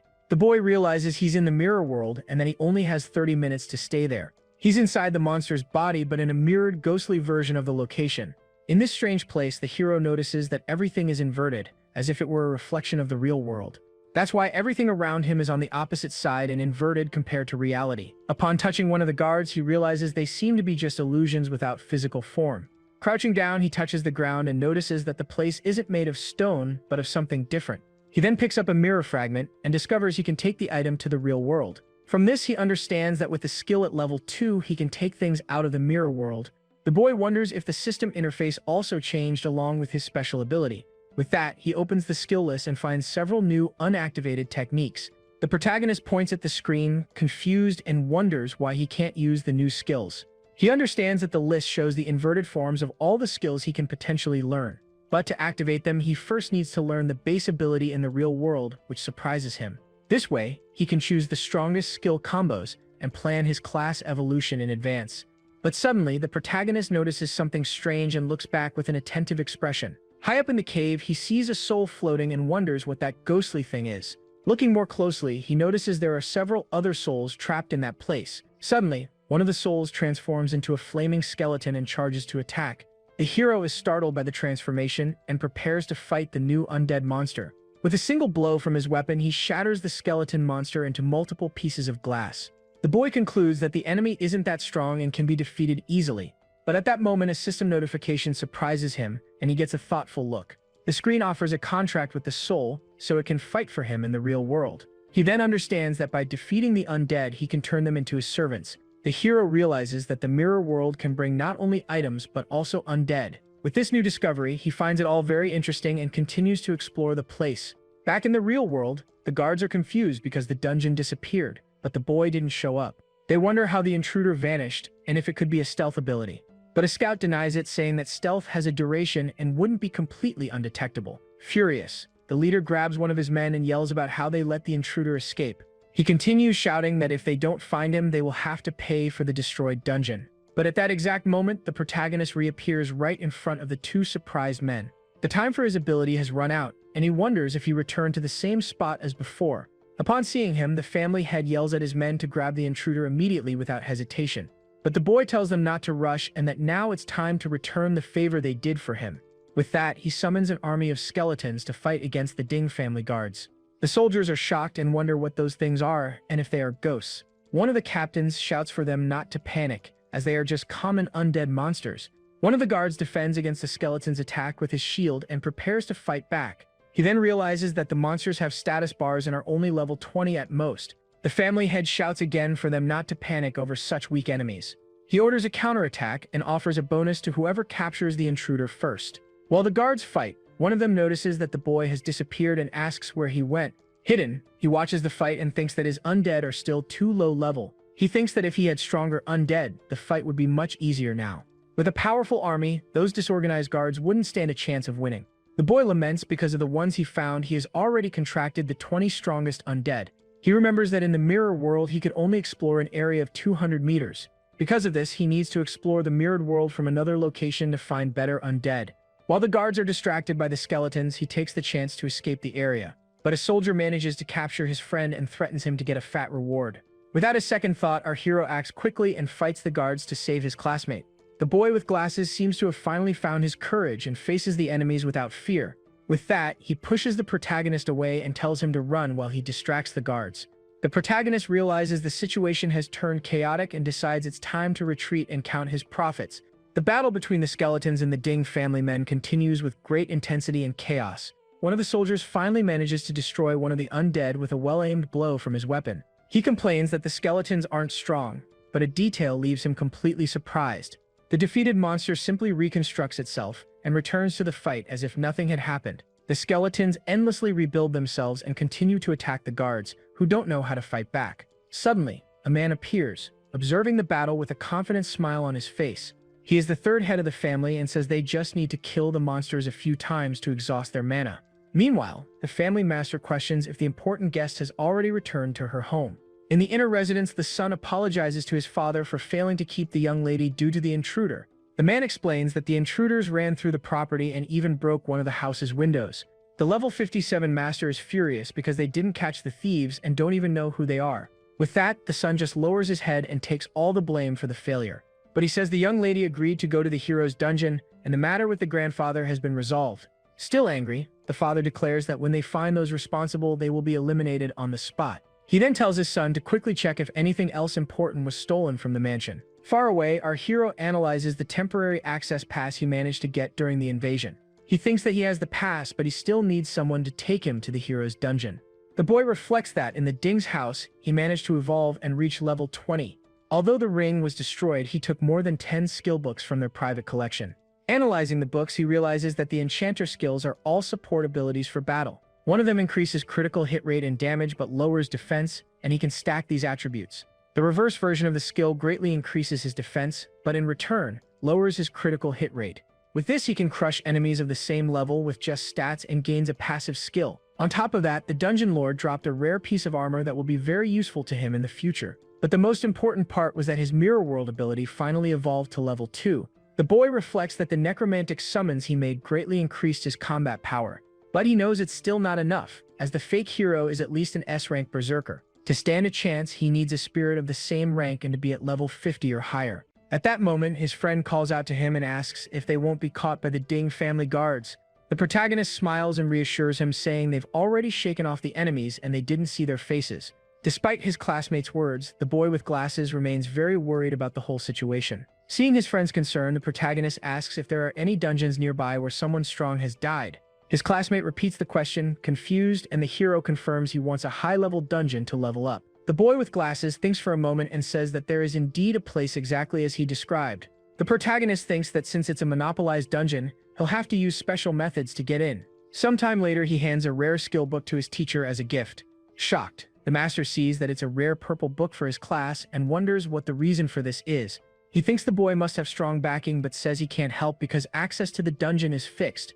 The teacher explains that the dungeon was opened only for graduating students and freshmen can't go. But he reveals that an excellent student can enter the place with a master's recommendation. With that, he promises to fight for a spot for the boy, and soon they are inside the school dungeon. Inside, a student says this might be his last dungeon and that he needs to kill as many monsters as possible. Another student thanks the fake hero for the opportunity to enter that special place. Our protagonist observes the area and, with a serious look, realizes that something isn't right with the dungeon. The master says that this is the Valiant Dungeon, a gift from the hero, and that he has fought there before. Behind him, his friend Chao Ji also seems to notice something strange about the story the teacher is telling. The boy with glasses thinks that this was the place where the hero killed the traitor Chao En, his ancestor. With this, he wonders whether or not he should tell his friend the whole truth about that dungeon. The teacher warns them of the danger and asks a student named Ji to look after the two boys in the dungeon. The student complains that if he has to take care of the two, he won't be able to level up himself. The teacher ignores him and pushes him into the dungeon while he grumbles about the freshman being there. Issy complains that it's annoying to have to take care of two deadweights and moves to the front of the group. He warns them to stay behind and not get in his way or else they'll be left behind. The protagonist feels that the level 20 to 40 dungeon has a very dangerous feel to it. With a focused and attentive look, he senses that something very bad is about to happen there. Inside the dungeon, the group of students and the teacher walk through a corridor of crystals. Inside, the protagonist is surprised to see the blonde girl and the dark-haired girl who were at the mansion. He wonders how the two girls managed to get there, since they aren't graduating students either. Kazi turns to them and points out that the two girls are also freshmen and are in the dungeon. With a smile, he says it would be great to switch places with them and escort the two young ladies. He gets all excited about the idea and imagines he might even have a chance with them. But one of his friends warns him to stop dreaming, as the two are on a whole other level. Ji gets annoyed with his friend and says he was just kidding to hide his embarrassment. While they argue, our hero just watches them in silence with a serious and calculating expression. The two girls walk away, completely ignoring the student who was watching them earlier. To everyone's surprise, they walk toward our hero and his friend Chao Ji. The protagonist is confused as the blonde girl who was an important guest of the Dings is here. He wonders why she's approaching and if she knew his body's original owner. With a smile, the girl says she saw him at the memorial and that his skills and voice are unique. Not understanding the reason for the conversation, he wonders if she's just making small talk with him. With her eyes shining, she reveals that his voice was easy to recognize even with all the noise. Our hero is shocked as the girl recognized him just from the 2 sentences he shouted during the invasion. She then equips herself in a mage outfit and says that for today, their conversation is over. Her friend also equips her gear, and the two say they're going to start exploring the dungeon on their own. The boy thinks that she didn't expose him and wonders if that was actually some kind of warning. He reflects that Ding Shu might have also recognized their voices during all the confusion. But the hero concludes that with his rate of evolution, he soon won't have to worry anymore. Since they were friendly, he decides to return the favor and give the two of them a warning. He shouts for them to be careful, as the dungeon has a very dangerous aura nearby. The blonde girl agrees that the place seems strange and that at her level it shouldn't be like this. With a smile, she thanks him for the warning and walks away, leaving the boy behind. The other students are shocked, because the girl is usually cold and wonder why she spoke to him. With that, they surround the protagonist and ask how he knows her and if he can introduce them. But the hero ignores them and tells his friend that it's time for them to go on their own. The students are shocked and warn him that the monsters are level 20 and they could die. Gessie then tells the group to let the two go on their own and not to mess with them. He thinks that to be on good terms with the girl, the boy's level must not be low. The others are confused, as the teacher asks them to look after the 2 freshmen in the dungeon. Z reminds them of their purpose there and says the fewer people who know about the location, the better. He talks about the precious crystals and that they should ignore them because they all have a distress signal. Envious, the upperclassman wonders why a simple boy is with a girl like that. He thinks that if the boy is so confident, then he deserves to die for his arrogance in this place. Meanwhile, at the dungeon entrance, the bully Ding Shu arrives, running and out of breath. The teacher greets him along with a female adventurer and asks what he's doing there. The bully grabs the teacher and asks what he's trying to do by letting the team enter. With a furious look, he questions if Yunshe and Xiaozi are in the dungeon to get revenge on him. But the third head of the family warns him not to blame the two for getting beaten up at the memorial. The boy yells that they were the ones who invaded the mansion and that he recognized their voices. Calmly, the chief says the intruders escaped from many guards, something a student couldn't do. He continues, saying the young man needs to prove their strength surpasses that of the guards, otherwise he can't help. The master of the family appears and tells the two to stop, as they are discussing important matters there. Furious, the bully shouts that he needs to enter the dungeon because the two boys are already inside. Meanwhile, in the dungeon, a crystal giant emerges from the ground and charges to attack the friends. Our hero doesn't waste time and attacks the level 20 monster with his energy-filled weapon, but an even larger level 30 monster fires a powerful energy beam at the boy. To defend himself, he creates a reflection shield and blocks the crystal giant's attack. With that, he shouts for his friend Xiaoji to use an enveloping shield and protect him from danger. The classmate then uses his ability and creates winged shields with high durability around the hero. On top of that, he uses a motivational shout that increases the protagonist's attack and speed. With that, the crystal giant charges at the two boys with a powerful attack. But our hero is not intimidated and retaliates with a strong, energy-filled blow against the creature. Using Deceitful Blade, he destroys the monster as his ability is about to run out. With the victory, he finally levels up to 21 and gains 3 more attribute points. His friend Chao Ji is also very happy and celebrates that he managed to level up once more. The boy with glasses is now level 11, and his shield bearer class has become even stronger. The protagonist explains that among the books they stole were the skills his classmate just used. He thinks that even with the strong monsters, his friend's abilities make the fight easier. Then he remembers the teacher said that a rare obsidian beast lives in that dungeon. Killing the creature has a chance to drop the support skill called Gravitational Pull. This is the same skill he marked as essential on his Mirror World list. Besides the obsidian beast, he knows that there are also undead in that dungeon. He believes the souls of the dead adventurers must still be near where they fell. With this hope, he continues to explore until he suddenly notices something suspicious nearby. Atop a rock, he finally finds the obsidian beast, but it's corrupted. The two friends watch the obsidian beast moving through the crystal canyon. Hidden, they notice that the monsters are acting in a very strange and unusual way. They realize the elite-level beasts are moving together and have already traveled a kilometer. With this, our hero reflects on the type of monster called a wanderer in dungeons. They are rare creatures that don't have a fixed spawn location and roam the dungeon map. These monsters are much stronger than typical ones and love to hunt their prey with brutality. Before humans became more powerful, encountering one of these monsters was a huge problem. To defeat them, brute force was necessary as they were very resistant to attacks. They could even leave the confines of the dungeon and threaten human settlements. These monsters have caused numerous dungeon-related disasters in the distant past, but in exchange for the great risk they posed to all adventurers of that time, The experience and loot they left behind far surpassed that of common monsters. The boy thinks that the corrupted obsidian beasts are too strong to face head-on. With that, he decides he needs to test the monster's abilities first before attacking. Observing one of the creatures, he discovers it has a continuous healing skill. In addition to healing, the creature can also fire a powerful mana beam. Because of this, he needs to dodge a shower of attacks coming his way. But he complains that the monster's attacks are too frequent and fast. With a serious look, he notes that not even his high speed can dodge everything. He thinks his health and defense are low, and he was saved by his friend's shield. So he has no choice but to summon his undead to help in the fight. But he realizes that not even his skeleton servants can hold the line. Fortunately, the creatures are relatively slow, and he can dodge. He reflects that his health and defense won't improve anytime soon to withstand the hits. To defeat them, he will have to rely on his friend's defense buffs. With that, he remembers seeing several monsters that are perfect for his classmate. In group fights, the shield bearer is the main line of defense for everyone. This way, the other classes can hide behind him to attack more effectively. With points in defense and the stolen armor, his friend became much stronger. With this, he now has the defense of a true elite shield bearer. The protagonist begins to train his friend, teaching him to maintain a firm stance in battle. He tells his classmate to angle the shield towards the blow and defend against the monster. The boy with glasses notices that his shield's durability is decreasing more slowly now. Our hero warns him to be careful with the crystal creature's next attacks. With that, the monster attacks him and our protagonist intervenes to destroy the creature's arm. He explains that his friend must anticipate attacks and leave room for a counterattack. He also teaches him to stay relaxed but tense at the exact moment of defense. With a tap on his friend's shoulder, he encourages him to keep up the good work. The hero says that as a shield bearer, his classmate must always protect those behind him. The boy with glasses smiles, seeming to have understood his friend's lesson perfectly. With that, he reminds him that when stats are similar, technique decides the winner. With their teamwork, the protagonist finally manages to level up to 22. He thinks that with his friend getting stronger, he can also gain more experience from fights. Kaoji celebrates reaching level 15 and becoming even stronger with the training. Now he can learn a rare shield armor skill to increase his defense. With that, the boy with glasses learns the new ability and feels stronger for the fight. The protagonist thinks that this was the last skill book from the Ding family that his friend could use.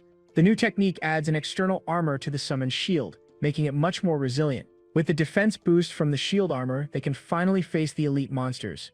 Meanwhile, in the Crystal Pillar Canyon, a group of teachers observes the monsters. They wonder where so many wanderers came from and know they are too dangerous for the students. One of them comments that they can handle level 30 monsters, but the elites are another story.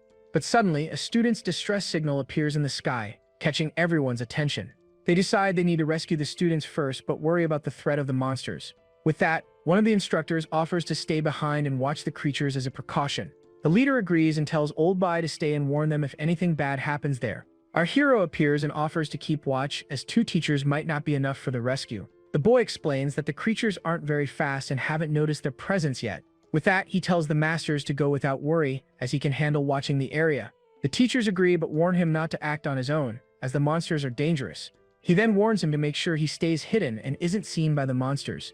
As they leave, the masters shout for him to hide well because if he's discovered, he won't escape. But with a confident smile, the boy thinks it's the creatures who won't be able to escape. Without wasting time, he charges forward to attack as the monster fires a powerful mana beam. With that, his friend uses shield armor to protect himself from the elite enemy's attacks. The protagonist then uses his skeletons as a barrier to block the energy beams. Even with the defense, one of his undead is completely destroyed by the creature's attack.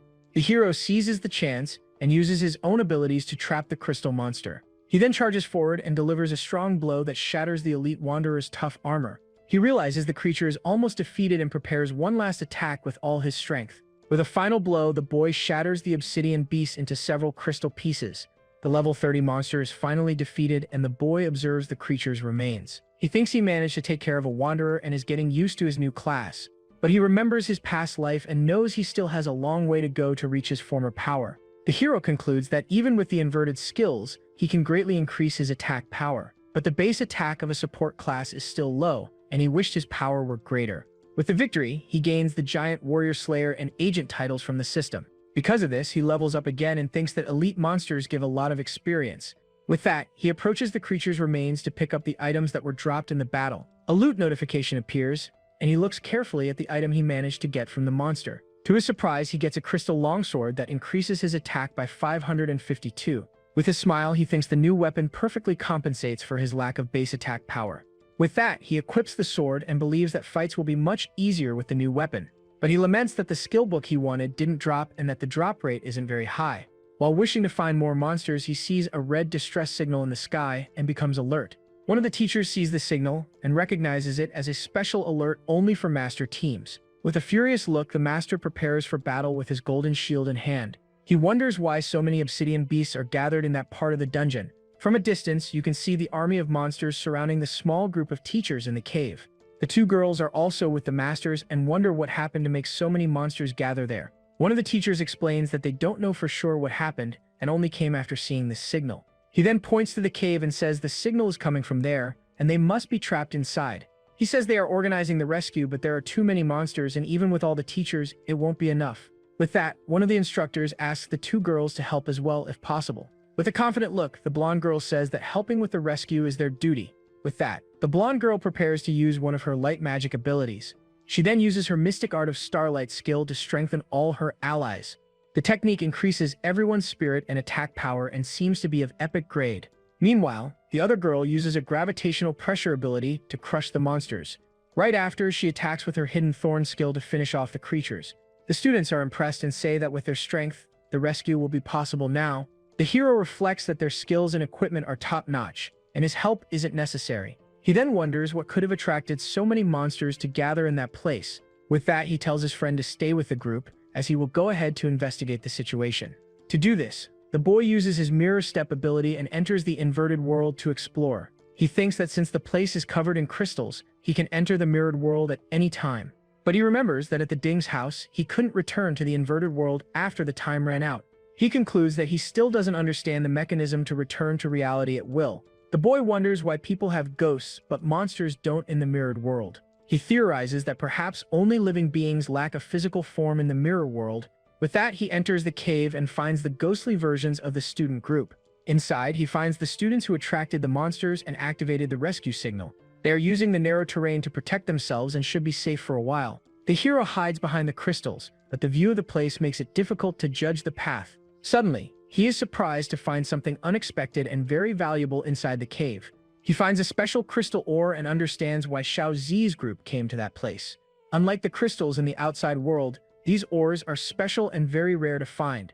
Dungeons can produce special items that professionals with life skills can use to create equipment. These ores are an example of this, and their value surpasses that of an equal weight in gold. Upon touching the crystal, the system says he can take it to the real world, and he is surprised by the option.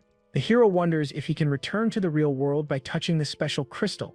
With that, he confirms he can use the crystal to return to reality and becomes thoughtful. The boy smiles because now he knows he can return from any mirrored surface he finds. He understands that the skill has more secrets and he needs time to study it better. But for now, he decides the best thing to do is to explore the rest of that strange place. The hero notes the amount of ore and thinks that this could make anyone a billionaire. With this, he understands why so many wandering monsters were attracted to that location. Meanwhile, in the real world, the dark-haired girl uses her dual blade dance. One of the teachers is shocked and wonders if their skills are epic grade. With a powerful attack, the girl manages to destroy another crystal monster. After the victory, the rescue group finally manages to enter the cave and save the students.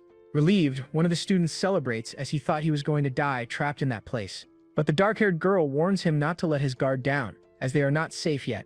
The blonde girl, however, says that despite everything, it should be easier to leave the dungeon now. But suddenly, she notices something suspicious and looks to the side with an attentive gaze. The rescued students panic at the sight before them. A horde of crystal monsters remains standing, blocking the way out. One of them wonders if all the wandering creatures from the dungeon came here. Meanwhile, in the mirror world, our hero continues his secret exploration. He moves easily among the reflections of the various crystals in that cave. The boy notes that the mirrored cave looks like a large, confusing maze. But suddenly, something much larger catches his attention, and he stops walking immediately. At the back of the cave, he finds a giant, shining crystal formation. He approaches the item and wonders if that is the dungeon's secret treasure. The boy understands that if the ores are the product, the core is the secret treasure. A secret treasure is the condensed form of the products and takes a very long time to form. That's why a common person might never see such a rare item in their entire life. With a smile, he knows that every secret treasure has a unique special effect. The item increases stamina and mana recovery, as well as providing damage resistance. He thinks that with more stamina and mana, he can use his deceitful blade more often. Furthermore, the damage reduction is a rare effect even on the highest level equipment, but he finds it strange that there isn't a guardian monster protecting the treasure. He thinks that a dungeon with a secret treasure should have a much stronger monster. With no time to waste, he decides to take the treasure and leave the mirrored world immediately. But the system warns him that to take the item, he needs to spend 10 minutes of his time in the mirror. Suddenly, in the real world, the cave begins to shake, and everyone is startled by what's to come. The two girls look back and sense that a great threat is about to appear there. The cave walls open up, and a giant crystal monster emerges before everyone. The group of students and teachers despairs at the sight of the dungeon's hidden boss right in front of them. The Wandering Lord is a rare hidden boss that exists independently of the Dungeon Lord. That's why its strength is much greater than that of a common lord, and it is much more dangerous. The monster's power is far beyond what the teachers and students can handle. One of the students is shocked, as Wandering Lords are only supposed to appear in high-level dungeons. Scared, one of the students yells that if they don't flee soon, they will all die in that place. But the blonde girl seems to have an idea and smiles confidently in the face of the great threat. The blonde girl shouts for everyone to calm down and says they need to work together to escape. She points to a canyon and says that is the only escape route they have at the moment. The mage explains that if they can get out of that basin, they will be able to escape more easily. With that, she uses her mystic art of starlight and tells everyone to use their full strength to advance. The protagonist's friend agrees and activates his light-refracting shield to protect the other students. One of the teachers takes the lead and says they will take turns to open a path with their attacks.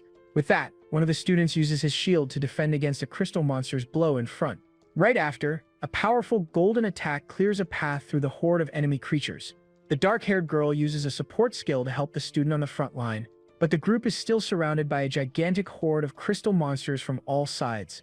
The teacher shouts for everyone to hold on, as the exit is not too far from that place. Suddenly, the Wandering Lord uses a battle cry and commands all the other monsters to attack. The boss's ability strengthens the smaller creatures, making them even stronger and more aggressive. With that, the army of strengthened monsters advances toward the small rescue group. One of the students panics and wonders where so many monsters came from all at once.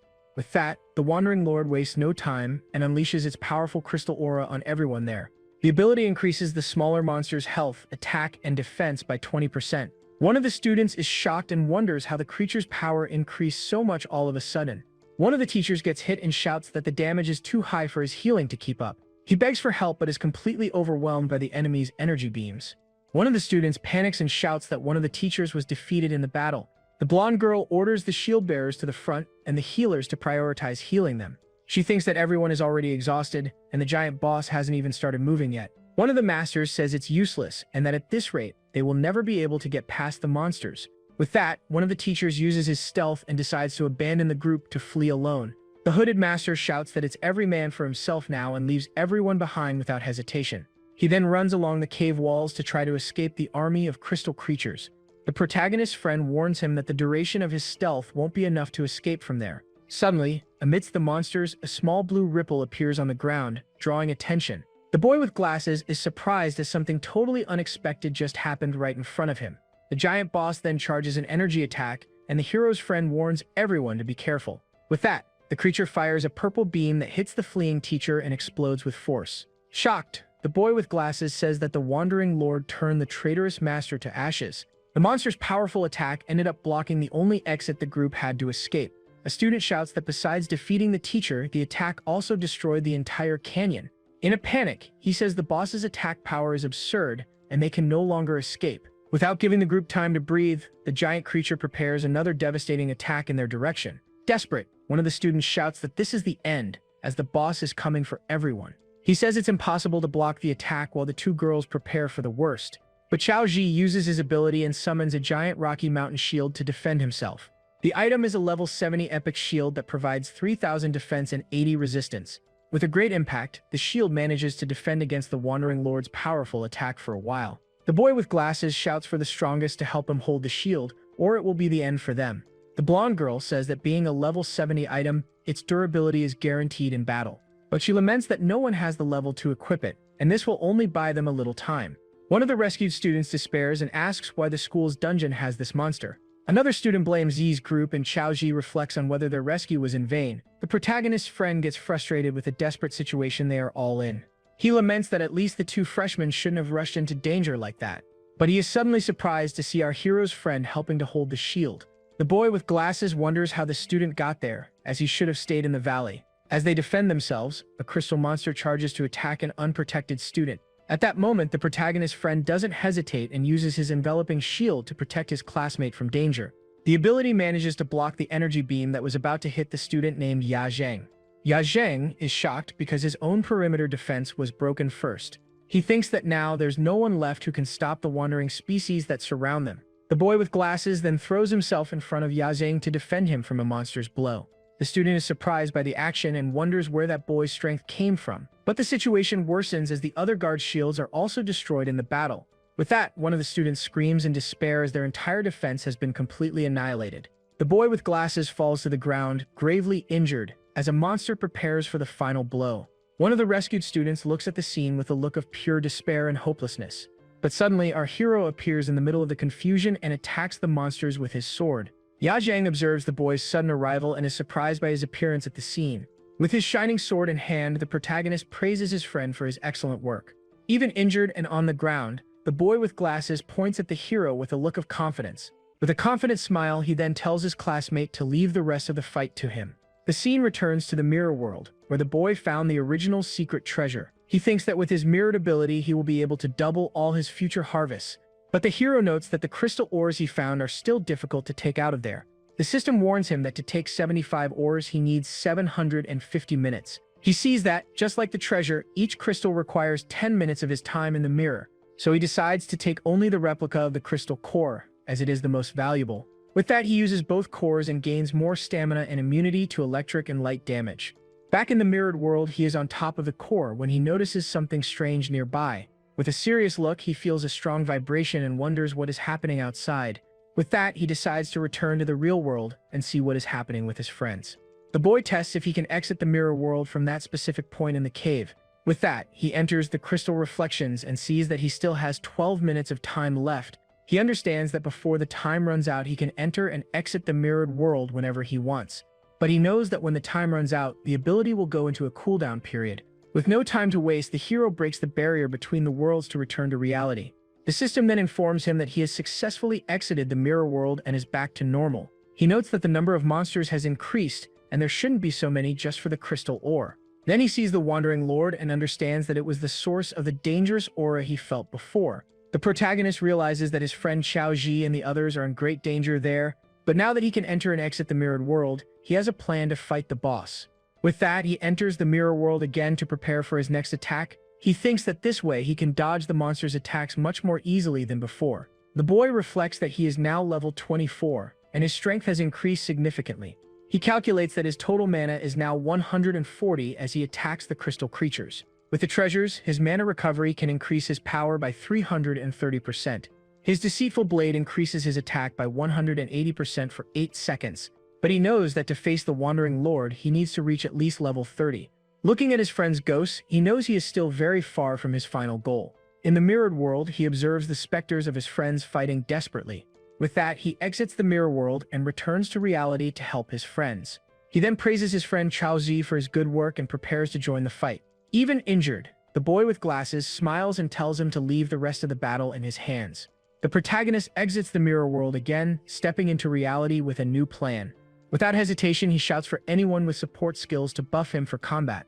With a confident look, he tells everyone that he will take care of the wandering species by himself. The blonde girl wastes no time and uses her mystic art of starlight to help him in the fight. His friend also gets up and uses his enveloping shield armor to provide support. With the buff, he gains more spirit and a 20% attack boost and charges at the monsters. The hero reflects that with the treasures, his health has increased and he has a 40% damage reduction. With that, he attacks but laments that the monsters are immune to confusion and the fight will be longer. The other students are completely shocked by what they are seeing in front of them.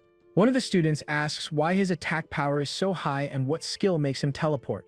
Ya Zheng is surprised by the hero's strength and regrets worrying about him for nothing. Without wasting time, he continues to attack the crystal creatures with a shower of powerful blows. With the victory, he levels up and thinks that with so many rare monsters, leveling up becomes easier. The blonde girl observes him and thinks that he wasn't just a daring thief as she had imagined. She is shocked because the boy's strength has far surpassed all her previous expectations. The dark-haired girl also watches him in silence, seeming very impressed by the scene. Using his ability, he enters and exits the mirror world to dodge and attack the monsters. His strategy of using the mirrored world to fight proves to be very effective against the Horde.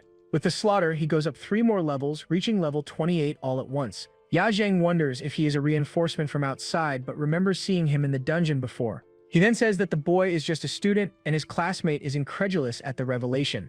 Continuing his attack, he destroys a few more crystal monsters with his sword. But Zhang gets worried and warns that the giant boss is about to attack again. The Wandering Lord fires its beam and the hero appears in front to face the attack. He thinks that even now, he couldn't withstand the creature's powerful blow. With that, the boss starts to move as its energy beam explodes with force. The boy reflects that if the boss gets closer, the 2 shields won't be able to protect them. Zhang then shouts that the number of monsters has decreased, and they should flee through the other exit. He worries because no matter how strong the hero is, he can't fight the Wandering Lord. One of the students complains that the shields are hard to move and would expose them to the boss. A female student agrees, saying they can only be moved if stored in the inventory. Suddenly, a voice tells them to leave it to him, and the girl is surprised. Our hero then offers to attack and lure the boss, while the group escapes. Zhang is shocked and asks what will happen to him if the group flees. The boy explains that if the boss isn't stopped, it will wander into the outside world with the monsters. He remembers that in the past, almost all major disasters were caused by Wandering Lords. With a determined look, he says he will stay behind and slaughter the giant monster. Yang tells everyone to scram, figuring the hero's power has to run out eventually. He then says that if the group gets out of there fast enough, the main character can make a clean getaway too. One student doubts the guy is actually going to take on the boss, while another thinks it was all just talk to calm everyone down. His friend chimes in that, at the end of the day, that thing is the mighty Wandering Lord. He feels like a total zero for just running away and hopes Yunqi doesn't get into any more trouble. Meanwhile, the hero is still duking it out with the crystal monsters, and even levels up right in the middle of the brawl. The Wandering Lord fires its energy beam, but our guy uses Mirror Walk to dodge it. Just then, the system notifies him that he's left the mirror world, popping up right next to the big monster. Without a second thought, he brings his sword down hard on the giant creature. He realizes the monster's defense is insane, and the damage he dealt was healed instantly. Looking at the beast, he understands this situation is way more intense than he first thought. He figures the crystal on the monster's head must be its core. In other words, its weak spot. Even knowing that, he takes a hit and gets ticked off that his attack power isn't high enough. He's now level 29 with just a bit of mana left for the fight. The system shows that his friend's buffs are wearing off, and he needs to be quick to turn the tables. He realizes that without the buffs and with low mana, he won't be able to use his blade for much longer. Because of that, the guy decides his top priority now is to level up so he can stay in the fight. Out of nowhere, a super bright light starts shining from a crack in the ground. With a surprised look, the boy just stares at the mysterious light that appeared mid-combat. Then, the Wandering Lord shoots a sinister energy beam toward that light. Back in the mirror world, he's annoyed because the monster predicted exactly where he was going to pop out. As he exits the other dimension, he's hit head-on, and the system shows he lost 50 health.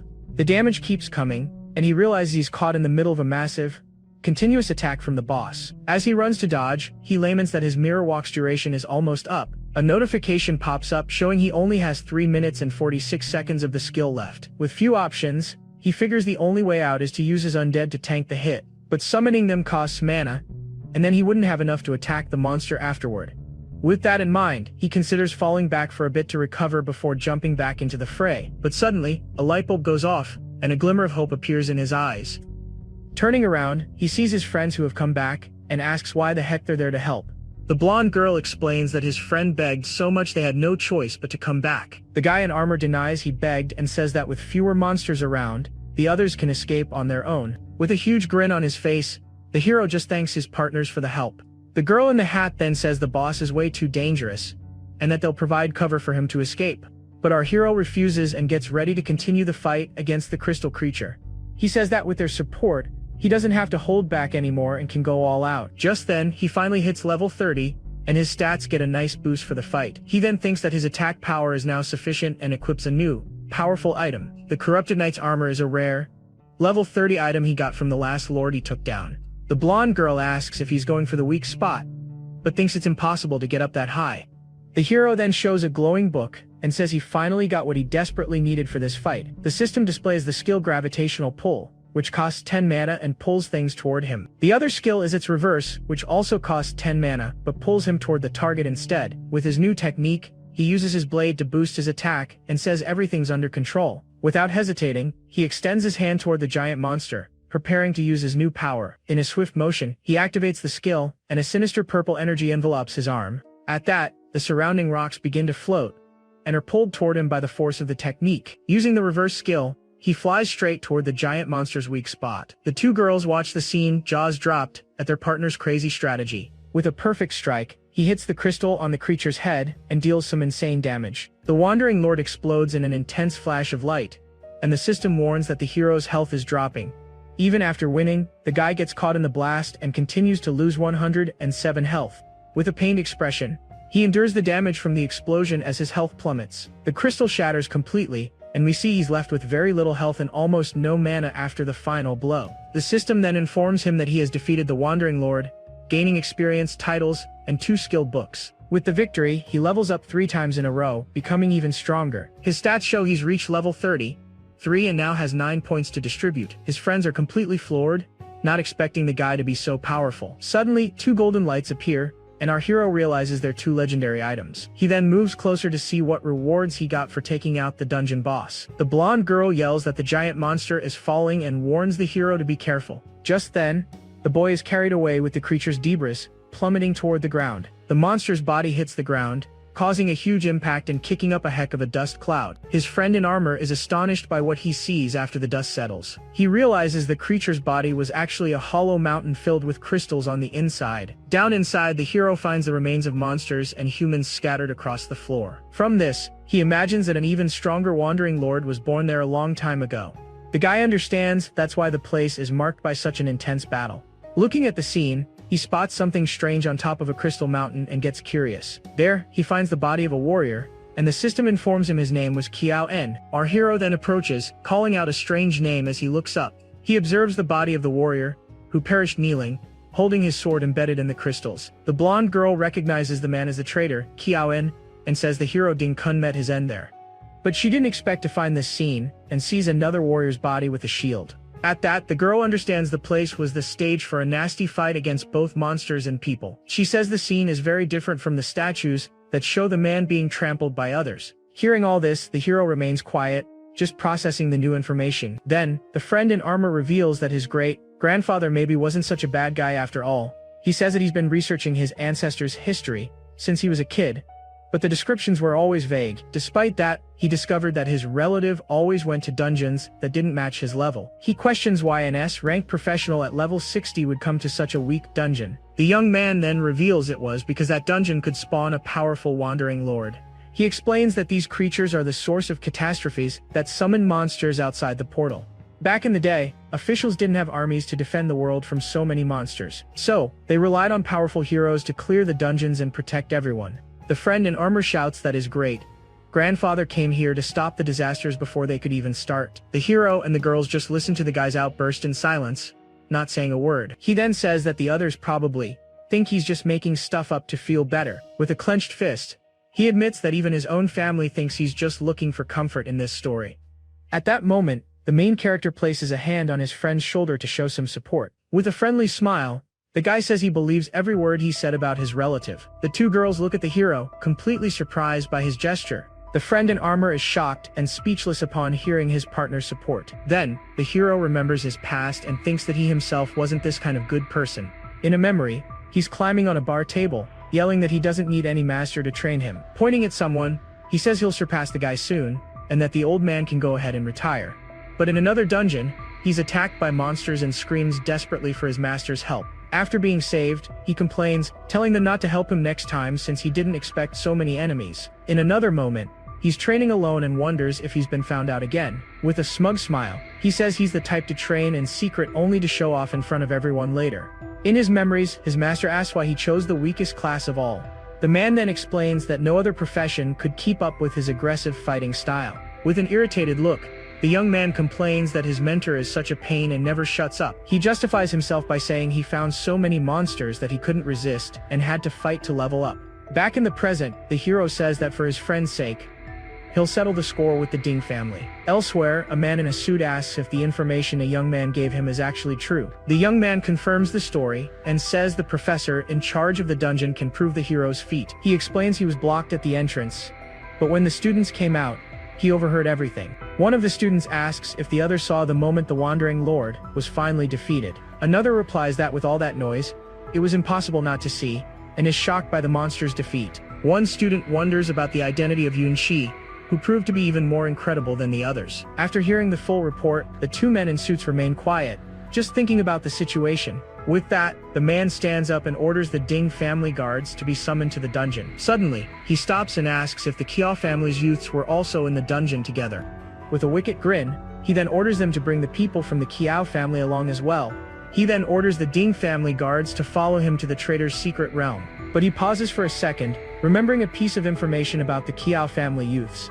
With a wicked grin, he orders them to bring the people from the Qiao family along with them. Meanwhile, in the dungeon, the hero holds a legendary skill book called Barrier of Light. He hands the item to his friend, and says he can learn it since it has no level requirement. The mage is surprised by his action and asks why he's giving away a legendary item just like that. With a smile, the guy explains that it's a skill only for shield users, so it's no use to him. The friend in armor gets emotional, and our hero suggests that maybe his great-grandfather used this very technique. The girl then comments that the main character isn't lacking in powerful skills, as her own are already quite strong. But she admits that compared to him, there's still a huge gap, like his disappearing act, and also his ability to summon a whole bunch of undead to fight alongside him. Upon hearing the word undead, the hero seems to remember something important. Just then, he recalls that his summons are transformed souls that go to the mirror world. With this, the guy seems to have a shocking realization and starts considering the possibilities. Suddenly, the system announces that his mirror walk skill has just finished recharging. With this new idea, the hero wonders if he can really use his ability for that. Then, the guy activates his technique and dives into the mirror world, looking for answers. Inside, he finds a glowing, armored soul who calls out a familiar name. Meanwhile, in the real world, Yunxia tells the mage that they need to go to a ceremony. At that, the blonde girl agrees and realizes they've really spent too much time in that dungeon. The friend in armor says it'd be cooler here, but wonders where the hero got off to. They notice that the main character has been gone for a while and still hasn't shown up. The young man then approaches the soul, calling her Yi and saying he didn't expect to meet her again. He goes on to say he has so much to tell her, but unfortunately it's a shame, because the soul cannot answer and transforms into a dark, terrifying creature.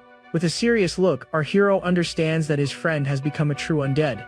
Although he doesn't want to fight her, the guy knows he has no other choice at that moment. Without a second thought, the creature fires a powerful energy beam at the hero. At that moment, the monster seems to have a flashback to when it was still human. The memories show the young man as a scholar, and the hero seems to recognize the scene of his final moments. The main character wonders if what he's seeing are Benben's experiences during a battle. In this memory, he recognizes the name Ding Kun in the midst of an intense fight. Back in the mirror world, he finds the creature's fighting stance strangely familiar. Standing in front of the monster, he tries to understand what happened to make it this way. He then calls out the name Benben, still in disbelief over the situation he's witnessing. But the creature doesn't respond and charges at the hero with its dark energy sword. With his own blade, the guy defends against the attack while calling out his friend's name. The two then begin an intense battle, trading blows at high speed across the landscape. The hero realizes his opponent is fighting purely on its remaining battle instincts. With that, he tries to retreat, but the system blocks him from leaving the mirror world, trapping him. With nowhere to run, the guy just sighs and accepts his fate there. He understands he has no choice but to fight, while his friend worries on the outside. Just then, the man in the suit arrives and asks where Yunqi is and if he ran away. With a wicked grin, Dingshu says that would be a shame, as it would spoil all the fun. The friend with glasses then asks angrily what they're doing there, if they came to train. Dingshu tells the Qiao family youth to cut the act and accuses him of trespassing on his property with Yunqi. The hero's friend tries to deny everything, but the man in the suit says he recognized his screams easily. At that, the young man is terrified and starts breaking out in a cold sweat in the face of the dangerous situation. But Dingshu says that doesn't matter and, with a wicked grin, reveals he has a present for him. The guy with glasses is shocked to see that the so-called gift is actually his family. He sees everyone there: his second grandfather, his grandmother, his great-uncle, and even his aunt. Even his mother was brought there, and he calls out to her with a trembling voice. Suddenly, his grandfather bellows at the top of his lungs, ordering the young man to kneel immediately. He continues to demand his grandson apologize to the Ding family, but the boy says he won't do it anymore. At this, the old man goes ballistic, questioning the upbringing he gave the boy and demanding he bow. But the kid snaps, yelling and asking if they want the family to be the Ding's lapdog forever.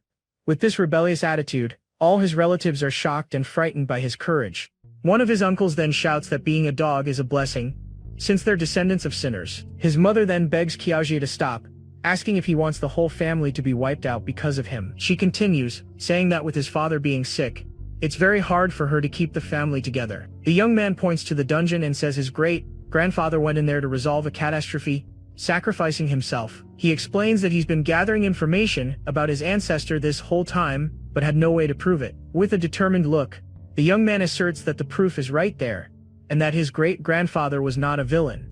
He finishes by saying the truth is different, and his great-grandfather's name can be cleared so they don't have to live like this anymore. With a furious look, the boy says the Ding family has no right to treat them that way. He yells that his great-grandfather's family and the other relatives should not have perished because of this. At that, Ding Shu starts laughing maniacally and says that while it's childish, that's how it should be. Then, the man in the suit stops laughing and agrees with the boy, saying that what he said is true. He confirms that the young man's great-grandfather was taken out in an ambush and was indeed not a villain. With a sick smile, he reveals that his own grandfather rose to power precisely by setting up Qiao-en. But the villain says Qiao-en was an imperial traitor, and therefore deserved to be slandered by everyone. He mocks him, saying it doesn't matter if the boy's father lost his mind, because they deserve to be brought low. At that moment, the man in the suit points to the boy's family to reveal a shocking secret. Ding Shu then reveals that the boy's family has known the whole truth about the past all along. The young man with glasses is stunned, and the villain asks how he thinks the other people met their end. With a satisfied smirk, the antagonist simply orders everyone to kneel before him. To the young man's despair,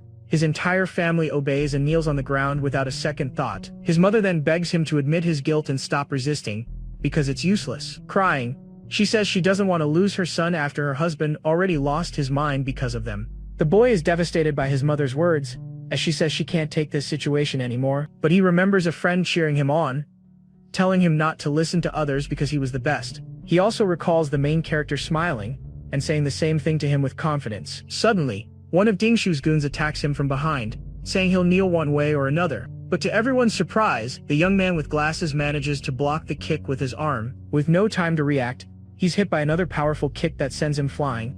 The impact throws the boy hard against the ground, kicking up dust. Though injured, he gets back up with a determined look and declares that he will never kneel again. The goon who attacked him is surprised by his resistance and lets out a mocking laugh. He then summons a giant stone hammer and questions how the boy dares to fight back. With a wicked grin, the man advances, saying he's going to teach him how a punching bag should act. But before he can attack, an armored warrior appears and blocks the blow with his body. The goon is shocked by the scene, wondering how his attack could have been stopped so easily. The friend in armor protects the young man with glasses, who looks at his mother with a determined gaze. And with a powerful punch, he yells that they are the true descendants of the heroes. The kid with glasses lands a massive punch on the henchman and yells that they're descendants of heroes. Seeing this, the villain Ding Shu is totally floored by the kid's nerve and the power he just pulled out of nowhere.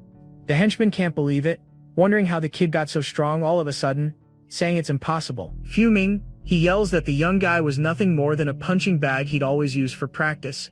He keeps ranting that he's been beating on the kid since childhood, but now, his attack is completely blocked. Seeing his shot get defended, the attacker gets even more ticked off by the unexpected turn of events. Just then, the kid in armor stomps his foot on the ground, showing off his new, incredible stability. His family watches from a distance, completely shocked by their relative's transformation.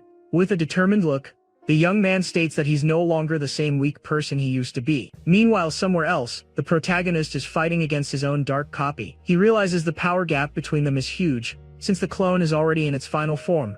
The shadow creature manages to block the hero's attacks using an energy shield. Our hero thinks he'd be toast right now if the clone wasn't a defense class type. But he has an ace up his sleeve, since he's the one who taught the enemy all of its combat techniques. Because of this, the protagonist knows every single one of that shadow creature's weak spots. He figures the clone's defense is way too high, and even with his tricks, he won't be able to chip away much HP. So the protagonist strikes with his flaming sword, trying to break the enemy's guard, but the shadow creature summons a legendary skill, a golden light barrier, to defend itself. Our hero realizes the situation just got way harder and thinks this is going to be a real problem. A moment later, the fire sword clashes with the light shield, causing a gigantic explosion. Back at the other fight, the henchman attacks the kid with glasses, using a chaotic mountain hammer, but the kid blocks the blow with his shield and counters with a powerful punch to the face. He continues to fend off the aggressor's attacks, showing off his new, incredible toughness. Ding Shu gets annoyed and asks his henchman why he hasn't taken down the Qiao kid yet. With that, the villain jumps into the fray, saying he's going to take out his subordinate's frustration on the kid. The man in the suit prepares to launch a powerful yellow energy attack at the young man, but to his surprise, the kid also summons the golden light barrier and tells him to just watch from the sidelines. So Ding Shu mocks the kid's family, calling them all cowards for not fighting one-on-one. Meanwhile, the protagonist is thinking about the light barrier, which is a seriously overpowered legendary skill. He knows its defense doesn't just rely on stats, and that it can take at least 10 attacks. The protagonist knows the barrier is a consumable skill and has one major weakness, because even the smallest bit of damage drains its energy, and after 10 hits it simply shatters. With a wicked grin, Ding Shu breaks the barrier and asks what the kid is going to do now. He says he never cared about that technique, not even when the kid's great-grandfather used it. But the armored young man says that if his ancestor were there, the villain would be begging for mercy. At that, the man in the suit hops onto a rock and scoffs at the kid, who doesn't seem afraid. He mocks him, saying that so-called hero was a nobody who perished in some low-level secret realm. With his hands behind his back, he says that even if the kid's great-grandfather came back, it wouldn't change a thing. Then the villain uses a gravity attack, claiming the ancestor would kneel before him. From the powerful impact, the young man is smashed into the ground, coughing up a lot of blood. The enemy summons an axe and threatens the kid, saying he's going to take his leg so he can't stand up. At that moment, the boy's mother begs the master to spare her son's life, saying he's just ignorant. Crying, she kneels and offers herself in his place, telling them to do whatever they want with her. With a sick smile, the antagonist seems to like the sound of that and thinks up a twisted proposal. He then threatens the young man, saying that if he doesn't kneel that very second, he'll take out his mother.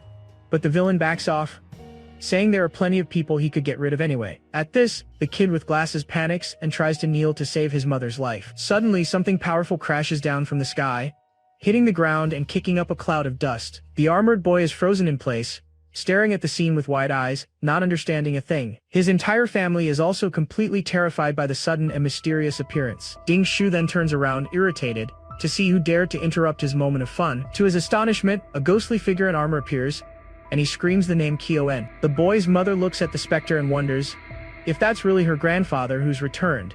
A relative panics, questioning how the ancestor could come back to life, saying it's impossible.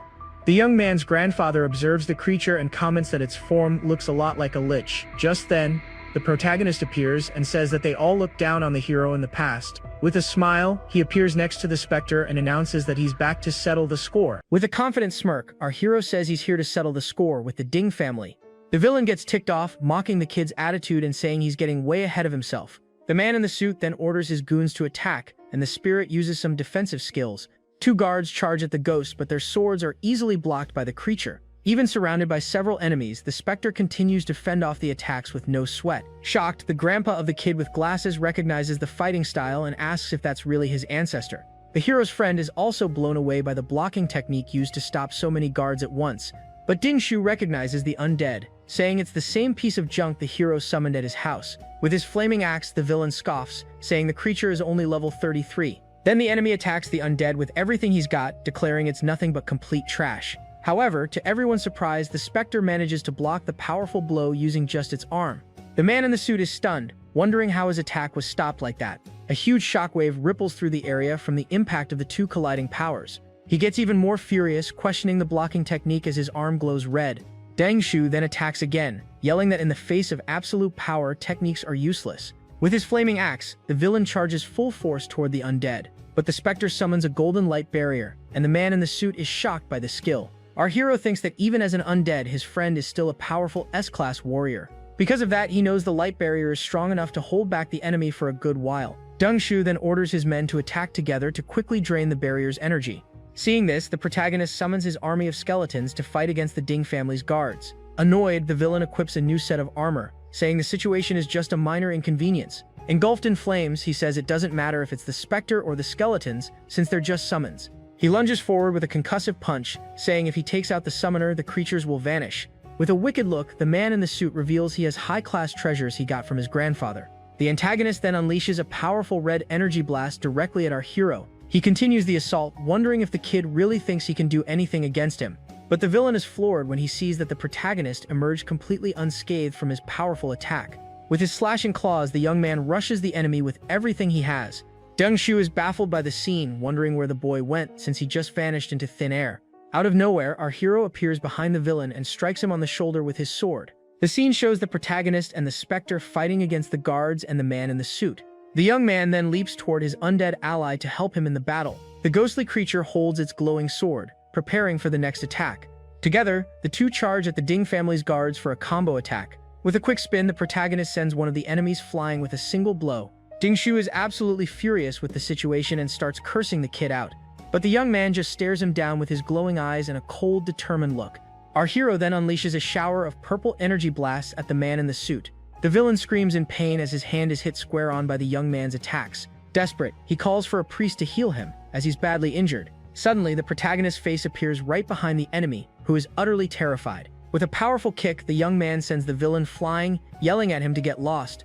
Our hero then stands still, watching the defeated enemy on the ground with a dark aura. He approaches the man in the suit and, with a smirk, asks if he's scared. The man in the suit keeps screaming for the priest, but no one shows up to help him. The villain then realizes his priest was taken out by the protagonist's skeleton archers.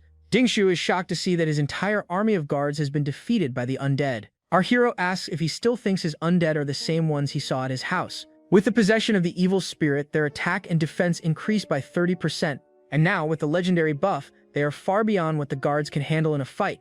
The man in the suit is terrified by the newfound strength of the kid's skeleton army. With that, the villain decides to make a run for it, knowing he no longer has a chance to win. But out of nowhere, the ghost specter appears in front of him, blocking his escape route.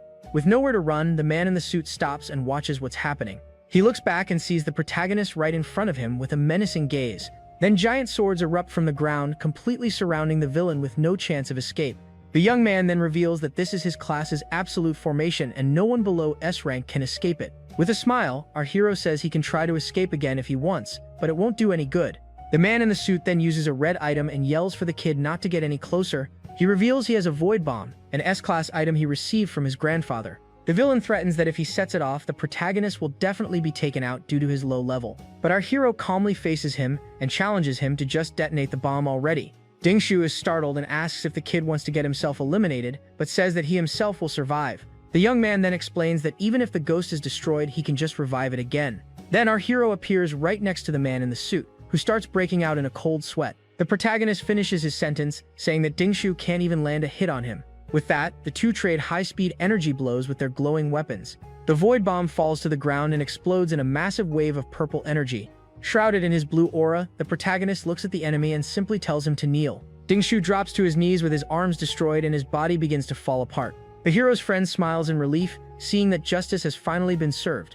Meanwhile, one of the villain's henchmen is trapped in the sword formation, crying in fear. The protagonist then stands over Dingshu's defeated body, his sword resting on his shoulder. With a cold look and glowing eyes, he asks the villain what good he is now. Our hero then checks the villain's items and finds a ton of stuff in his inventory. He notices the guy even had hundreds of health potions stashed away for emergencies. But the system shows that each potion only restores 100 health over 10 seconds, which is pretty pathetic. The protagonist thinks that with such a slow recovery rate, using those potions would be pointless. So even if the enemy had used everything, he still wouldn't have stood a chance and would have ended up defeated. The young man then explains that after defeating a strong enemy, their soul appears somewhere else. The opponent's soul goes to the mirror world, and there he can do whatever he wants with it. So our hero could easily turn the villain's soul into another one of his undead. With this, he understands that he can expand his army of advanced undead by defeating enemies. But he looks at Dingshu on the ground and seems to have a better idea of what to do with the guy. The protagonist then decides to keep the villain alive for now, as he might be useful later. While the young man checks his new items, his friend's grandfather watches him, impressed by his strength. The old man thinks that our hero guided his grandson and helped him grow so much on this journey. But one of the relatives gets worried, saying that now the Ding family will come for revenge with everything they've got. He adds that even though the kid is strong, a real hero might get involved in the fight. The man adds that heroes are even stronger these days. The protagonist agrees but knows that if what happened here gets out, he won't have time to get stronger. With that, the young man decides he needs to quickly reach the level required to face the fake hero. Suddenly, a notification pops up showing that his soldier level has increased. He realizes that sending his undead to fight separately really paid off. The kid thinks that with their current levels and equipment, they can fight here without any issues. But the protagonist knows this place is no longer good enough for him to level up quickly. He then reveals there was another important reason for sending his undead far away. His minions found the Dungeon Lord, a chained-up, level 41 monster. Unlike a roaming lord, a Dungeon Lord is the core of the entire place. With the Sword Shield domain, if he defeats the creature, the secret realm will be cleared. But when the Lord is defeated, the entire secret realm disappears along with it. The hero's friend says the entrance is guarded by his teacher, and the villain must have tricked him. He adds that if his family leaves on their own now, it will look super suspicious. With that, the young man concludes that the only way out is by clearing the dungeon and making it vanish. This way, his friend's family can escape in the middle of all the chaos that will follow. That way, the Ding family won't be able to confirm what happened to their relative inside. The protagonist thinks this will buy them a lot of time to prepare for what's to come.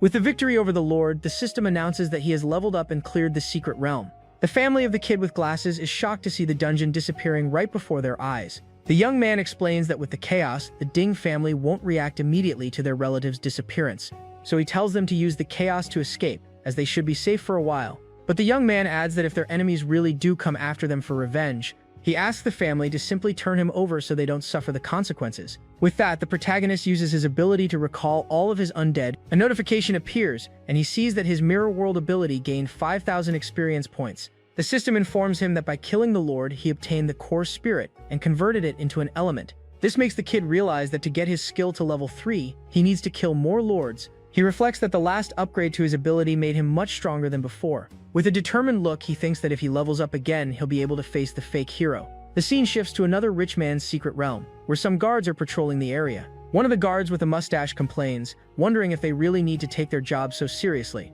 He doubts anyone would dare to invade and even suggests a game of cards to pass the time. But suddenly, the card the man was holding simply disintegrates in his hands. Startled, the guard turns around to see what happened but finds absolutely no one there. He then wonders if he felt someone behind him and if it was all just an illusion. The protagonist thinks that the civilian guards are around level 30 at best and aren't a problem. Because of this, to him, these private secret realms are basically unguarded and easy to invade. Without wasting any time, the young man enters another dungeon while the guard stands there in shock. He continues to push through the area, getting closer and closer to his final goal. With a dark look, the kid thinks it's almost time to finally put an end to the fake hero. But he knows that before that, he needs to hold back and stay calm so he doesn't mess up his plans. So the protagonist continues to fight the dungeon's monsters to get even stronger. The young man reflects that staying calm during battles means making fewer mistakes in the process. With that, he continues to defeat dungeon lords and level up very quickly. The protagonist continues on his journey, facing various monsters and leveling up more and more. As a result, newspapers start reporting that private secret realms are being cleared. With every dungeon our hero defeats, his mirror world ability gains more experience. The news spreads, stating that several realms have been cleared secretly and maliciously. Reading the newspaper, the protagonist's friend's uncle wonders if all of this was our hero's doing. The grandfather then realizes that with so many realms cleared, they will connect the dots to what happened. This will lead the Ding family straight to the protagonist, and he will be in great danger. The old man gets emotional, realizing the kid did all of that to protect them from revenge. The family is now in a well-hidden place, far from their enemies, to stay safe. The uncle of the boy with glasses is relieved, saying that now they don't have to be afraid anymore. The family finally believes they can escape the clutches of the Ding family once and for all. But suddenly, a powerful attack hits their hideout, and everyone is caught by surprise. From the smoke, a voice asks if they really think they can just escape like that. A man emerges and questions if they think they can run by hiding behind a criminal. With a wicked look, he says that just for daring to run, they already deserve to be punished. The villain asks if they are underestimating the hero's family, his tone dripping with menace. He then moves closer to stomp on them, calling them foolish and worthless traitors.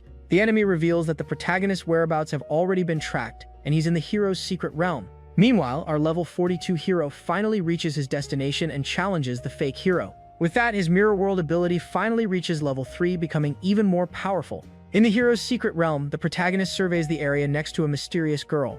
He thinks that the realms he cleared before were only level 30, and continuing in them would be inefficient. Higher-level realms like this hero's are much harder to get into.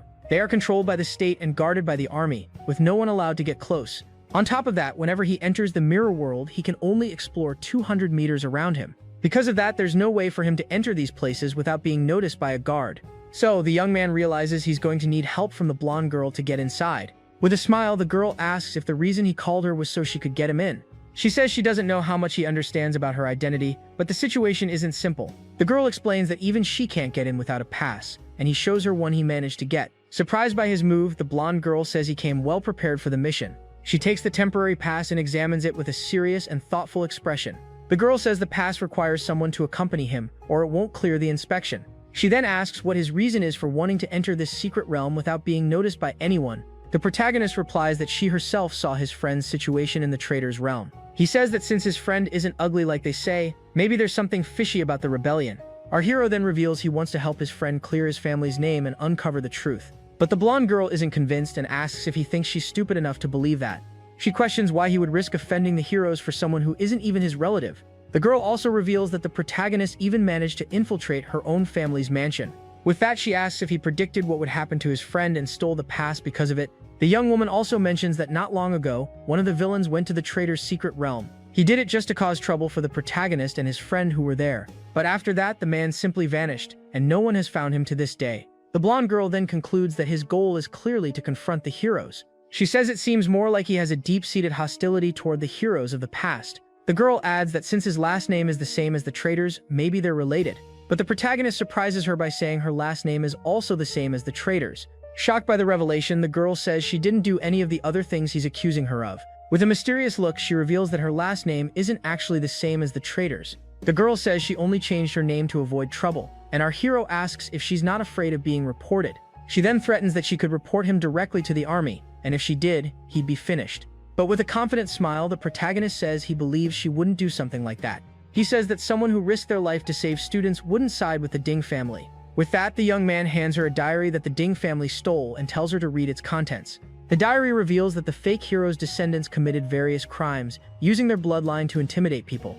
But with a mocking look, the girl asks if he thinks that's enough to convince her. She calls him naive for putting his life in her hands and asks if he's never been betrayed. The protagonist gets a serious, pensive look upon hearing the word betrayal, remembering his past. The girl is surprised by his reaction and seems at a loss for words. He then says that even if he's been through it before, that doesn't mean he can't trust others anymore. The young man states that he prefers to believe that her true nature isn't evil, and the girl is left speechless. Awkwardly, the girl says he doesn't seem like a good person himself, but looks thoughtful about the situation. She then challenges him, saying that if he trusts her so much, he should follow her and see if she betrays him along the way. With that, the young woman starts walking, and the protagonist follows her, trusting her word for what comes next. The blonde girl is surprised, thinking she never imagined someone would still trust her. With that, the two arrive at the entrance of the secret realm and are greeted by the guards. One of the guards greets her and says she can enter directly, as they already have orders for it. But the same guard asks why she didn't come with the Ding family elder who just arrived. He looks at the cloaked protagonist and asks if he's the girl's personal guard. The young woman explains that when the elder entered, he warned them that the family's temporary pass had been stolen. With a suspicious look, the girl asks the guard if he's suspecting her. The man panics and denies it, saying he just received information from the security department. He reveals that the criminal who invaded the other realms was also spotted nearby. The guard explains he's only doing this for her safety, following standard procedure. With a smirk, the blonde girl tells our hero that the guards are insisting on investigating him. She gets closer to the young man and says that since that's the case, she'll check the guard herself. With a serious look, the young woman asks the guard if he thinks she wouldn't recognize her own guard. She continues, saying that maybe she's the one who's been replaced and asks if he wants to inspect her too. The guard gets desperate and says he wouldn't dare, and that if she's sure, then there's no mistake. With that, the two enter the secret realm, passing the guards without any more trouble. The protagonist realizes that the girl's status is even higher than he imagined. The girl says she brought him inside because of the trust he showed in her, but she warns him that she won't help him anymore and that she doesn't care what he plans to do. Our hero thanks her and summons one of his undead, telling her to take it with her when she leaves. He explains that this way the guards won't suspect her, and the young woman says he has some sense after all. The young man then enters the mirror world and observes the ghostly version of the place. He activates the additional compensation skill and says that now he can finally use it. This is a new ability that was unlocked when the mirror world reached level 3. The system shows that he can hunt demons to unlock the skill's next phase. With the new technique, the protagonist plants a secret realm anchor in the location. With this, he can create copies of the dungeon's monsters to fight against in the mirror world. The level 3 ability allows him to copy monsters from the real world for training. With a smile, the young man realizes he can now freely farm monsters in the mirror world. He'll be able to do this without worrying about being discovered by guards or other enemies. The protagonist then exits the mirror world and returns to the reality of the dungeon. He discovers that even after leaving, his undead can stay there to level up on their own.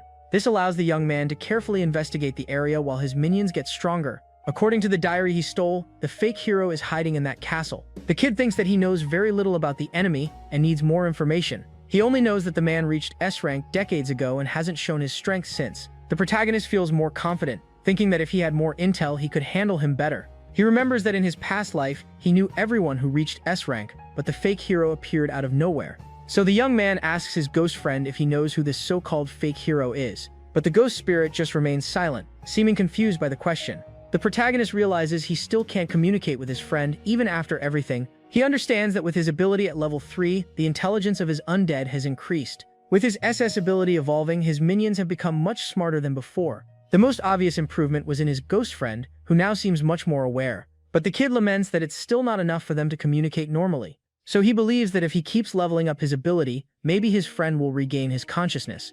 Meanwhile, in the castle, a man tells his father that he can't ignore the disappearance of the third son. He adds that the man's favorite son is still missing and no one knows where he is. On the throne, the fake hero listens to the security report, which says the criminal dared to approach their location. The man says that to take the third son so quietly, the enemy must have reached S rank. With that, he asks his father to take action to ensure everyone's safety. But the fake hero ignores him, saying he can't even take care of one son and yet wants to lecture him. Suddenly, the man starts to feel sick and seems to be suffering a mysterious attack. The fake hero says that even at his age, he barely reached S rank and can't even withstand a single blow. He says the only reason he kept him alive was so he could look after his grandson. But the fake hero complains that not only did he lose him, but now he has to clean up the mess. With his face covered in blood, the man hears the villain say that losing the third son is like losing a relative. But the fake hero reveals that it actually means losing several years of his own life. The scene changes and shows a descendant of the hero treating a man like an animal. Elsewhere, desperate people fight for food while being attacked by wolves. A little girl cries from hunger while a man warns that if she eats everything, there will be nothing left. A mage tells the hero's descendant that his pet hasn't eaten meat in days. The protagonist observes the scene and thinks that compared to this, the Ding family's realm was restrained. With a serious look, the young man wonders if he should expose himself to end this cruelty. Suddenly, he notices something and looks to the side with an alert and curious gaze. The ghost spirit beside him appears to be suffering, feeling intense pain. The young man is surprised because even in that condition, his friend still rushes to help others. A memory from the past surfaces, showing two children from the disaster zone who were the kindest and strongest. The protagonist remembers taking them in as his disciples to train them and make them stronger. He hoped they would grow up strong and become people who help others. But the protagonist blames himself, saying that in the end, it was because of him that his friend became what he is. Suddenly, the ghost spirit begins to speak, calling out the names Lan and Shadow. Shocked, the young man calls out to his friend, not understanding what's happening to him. He asks if his friend has regained his consciousness, but the spirit can only say the name Ding.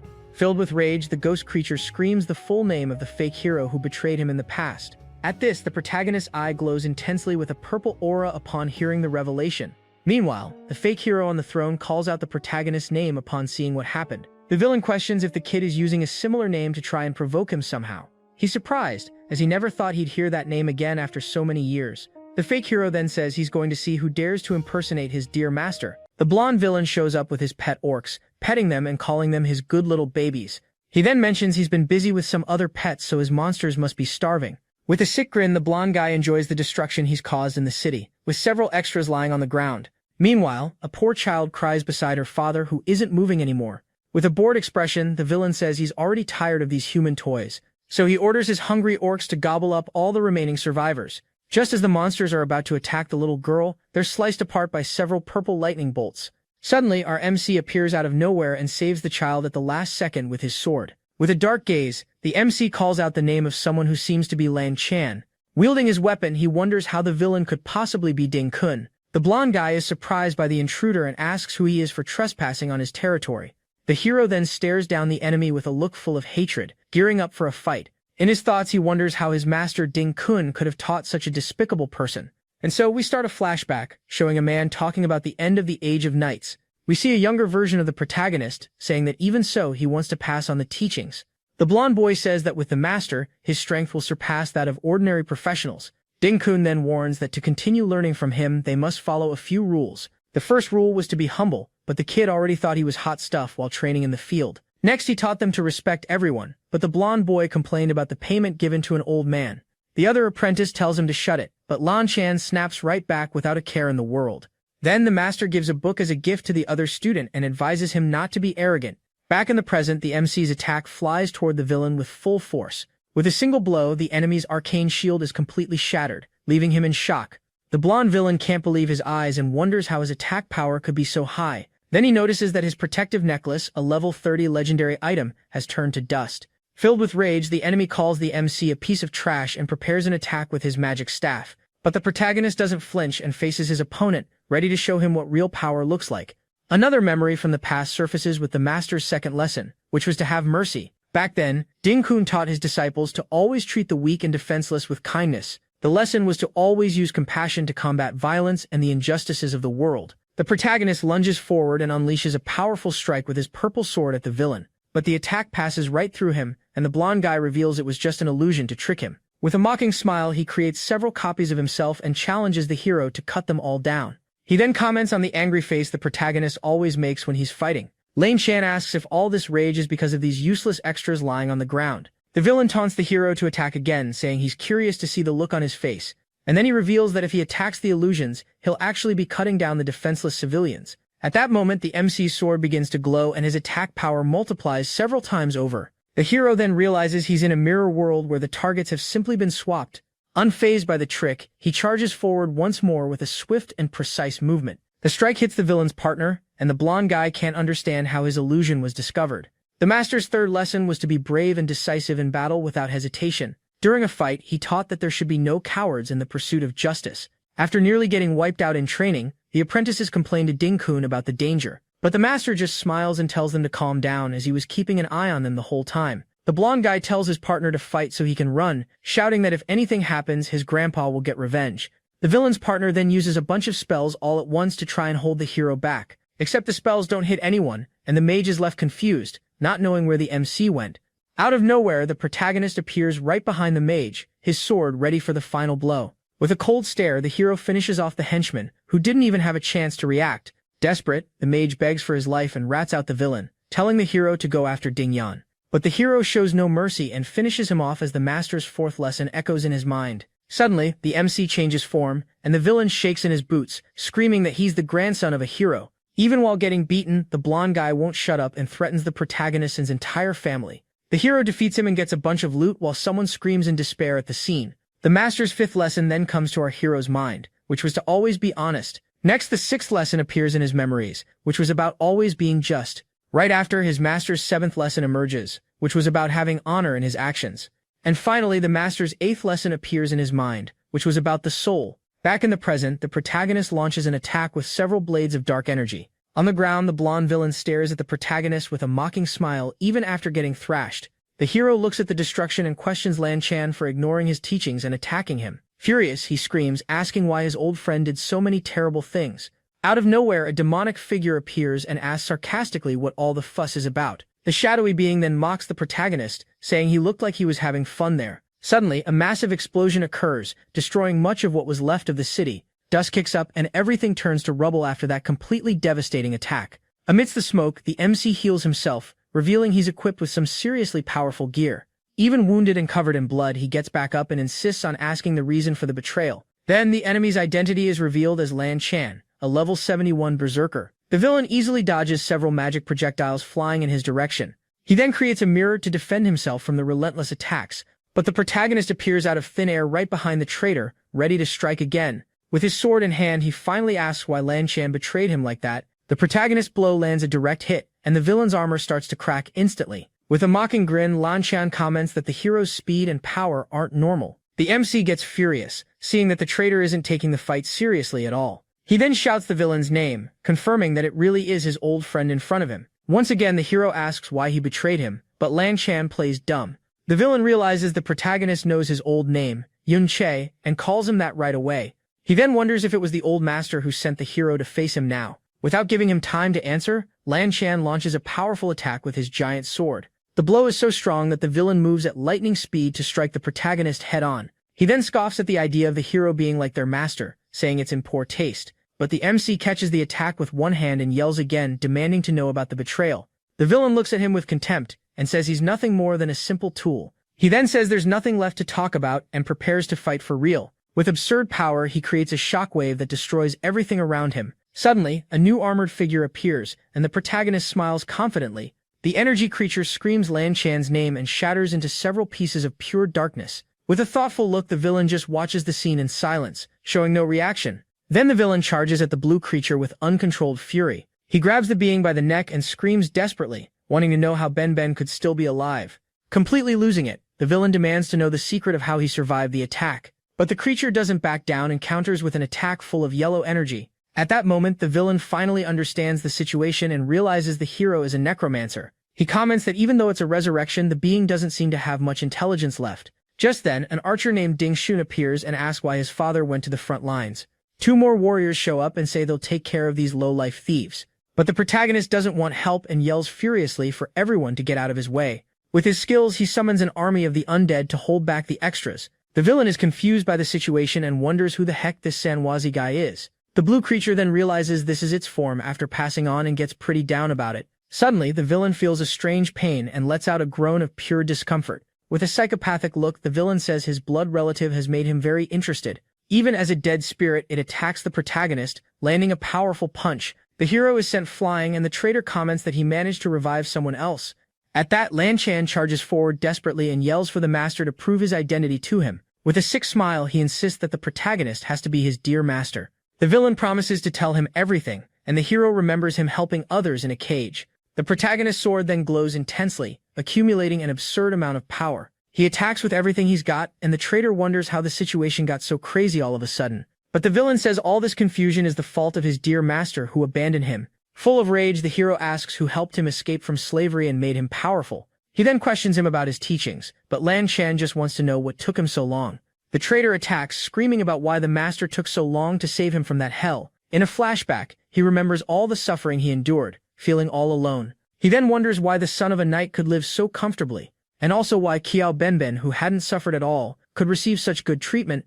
Desperate, the villain questions why Benben was better than him at everything. He then screams at the master, demanding to know the reason for so much favoritism towards Qiao Benben. Was it all just because the other guy was born with a silver spoon in his mouth? With a sad look, he asks why the master turned him into a berserker.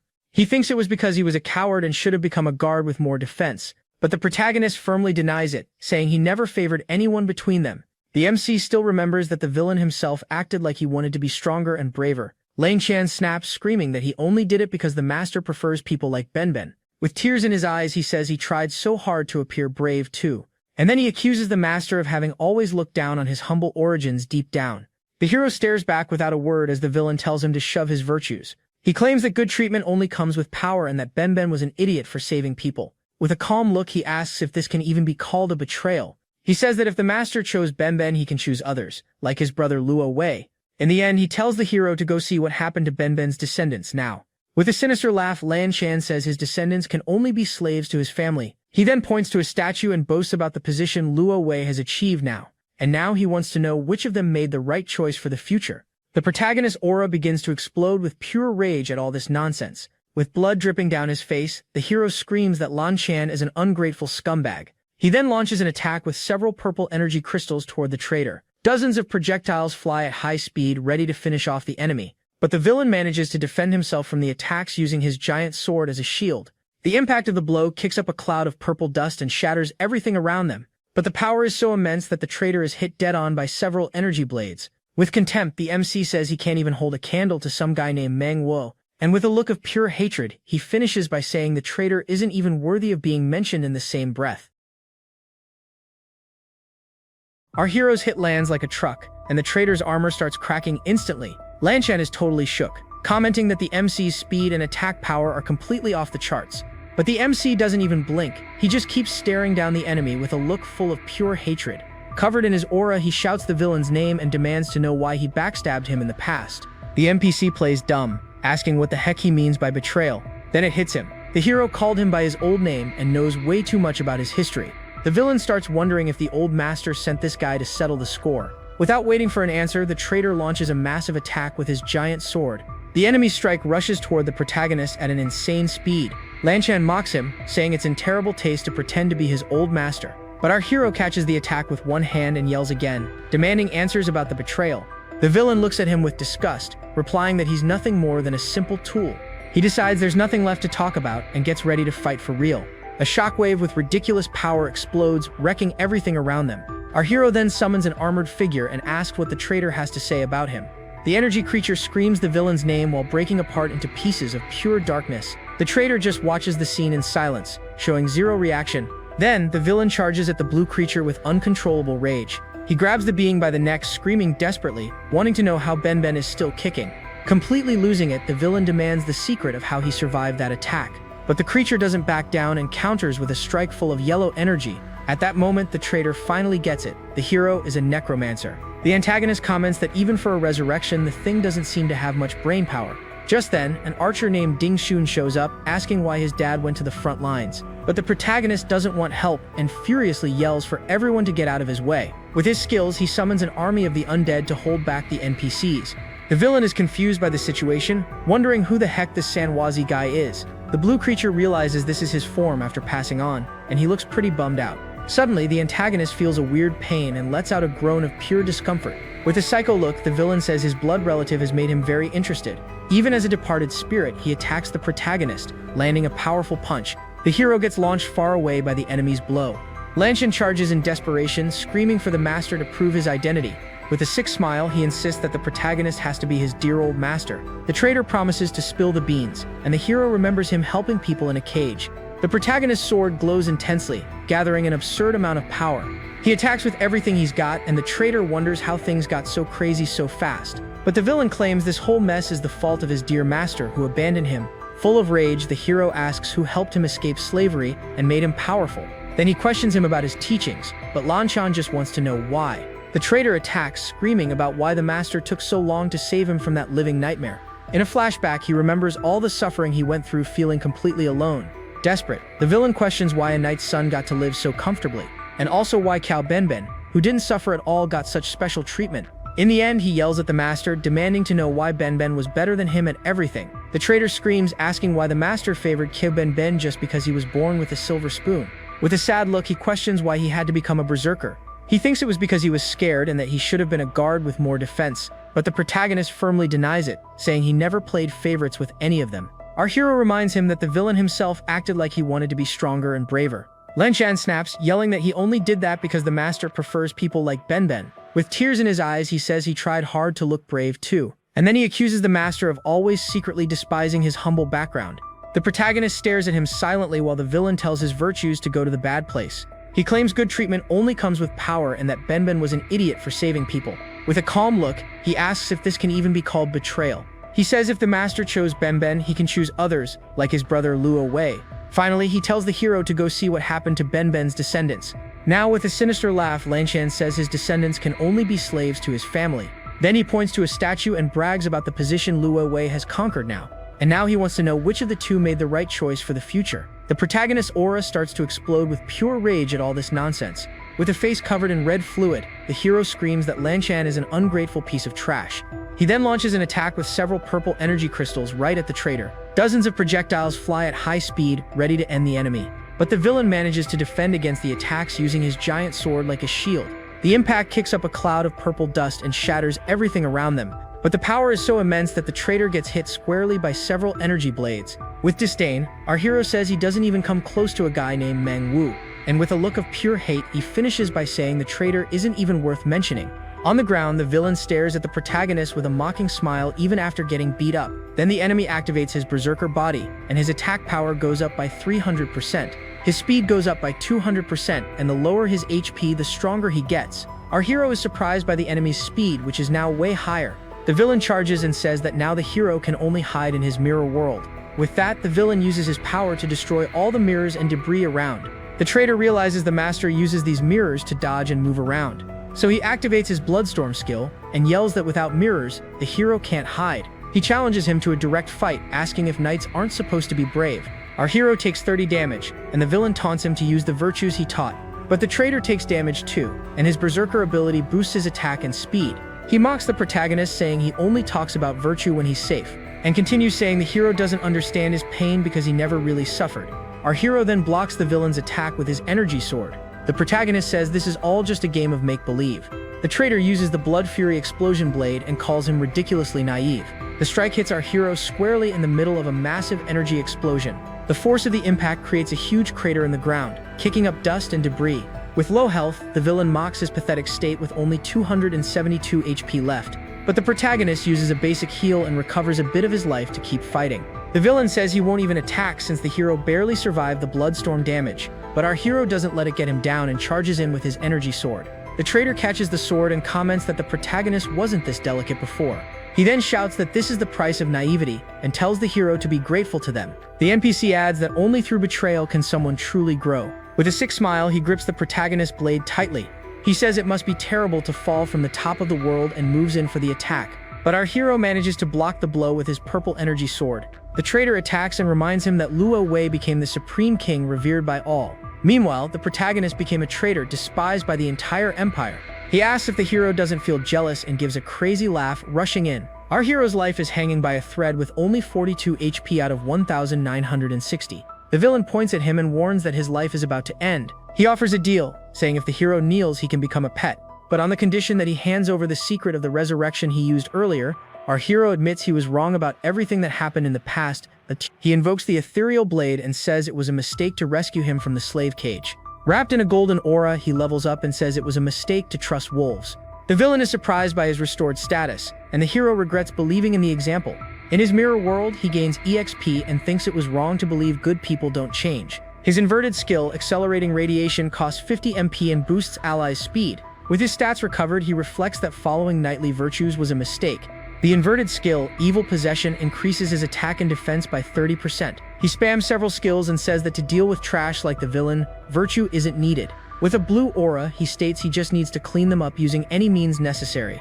Wasting no time, he charges full force at the traitor who is on the ground. He then unleashes a combo of fast and brutal strikes on the enemy. The traitor laughs and shouts that this is how things should be. With a sick smile, he keeps provoking the protagonist, calling him Master. He blocks the blow and says he thought the Master had learned to fight with dual weapons, but he discovers he's just holding two swords and attacking blindly with zero technique. The traitor says he forgot what the Master taught him and gets hit hard. But the villain is surprised to be attacked again by our hero. He takes a powerful hit and spits a bunch of red fluid on the ground. He wonders how this is possible since he thought all the mirrors were destroyed. The traitor realizes the hero is using a puddle of red fluid as a mirror to attack. He understands that it doesn't need to be a mirror, as long as it's reflective. The villain uses the ability to gather blood energy and says the hero found a loophole. With blood fury, he warns that now the protagonist has nothing left to use. But the enemy's attack is blocked and he takes several punches and kicks from the hero. The traitor is shocked to see Ben and wonders when he showed up. With undead summoning, our hero says there's no need to talk about knightly spirit. He positions himself next to his undead friend amidst the battle debris. With a look of hate, the protagonist says he just wants the villain taken down. The traitor charges and says the loser from 60 years ago can't keep up with him. The traitor screams that the more injured he gets, the stronger he becomes. But the villain's attack is blocked and he takes a full force punch to the face. The protagonist claims he can see right through all the enemy's weaknesses. He explains that as a berserker, the traitor has two major flaws in combat. The first is that his defense is super low since the class demands attack and speed. The villain laughs and tries to attack, but the hero dodges the blow easily. Because of this, when distributing stats, he can't put many points into defense. Also, many of his skills lower his own defense, leaving him vulnerable. The traitor uses an area attack and yells that even skeletons can hurt him now. The second weakness is that he doesn't have many AoE attacks to deal with multiple enemies. Aside from the attack before, he only has the Blood Chi Explosion Blade to use. But the protagonist says his mana is enough to maintain an army of undead. The villain uses Blood Rain Fury and asks who said he doesn't have area attacks. The hero reveals his biggest weakness is having no one he can trust in the fight. He reminds him that in the past, the traitor and Ben covered each other's weaknesses. He says no one would stay close to someone who rose to power through backstabbing. The traitor attacks and shouts that he's still talking about friendship at this stage of the game. The villain charges, claiming the protagonist is practically defeated already. He brags about enjoying power for 60 years while the hero suffered. The traitor convinces himself he was right and doesn't need companions for anything. He flies up and yells for his sons and grandsons to come fight by his side. His sons appear to help, screaming for their dad who is in danger. The villain laughs and says he doesn't need friends because his kids will fight for him. Our hero just stares at him silently and asks if that's really what he thinks. He charges with his energy sword and attacks the traitor without hesitation. The villain's son screams desperately for his father, who got hit hard by the attack.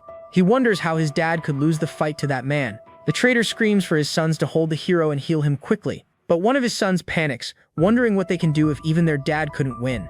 The protagonist gets annoyed with the situation and moves to end it all solo. But the traitor grabs his son by the neck, and the kid asks what he's doing. The villain yells that everything the son has is thanks to him and that he raised him for his own benefit. He says he brought the son into the world to guarantee his own health and long life.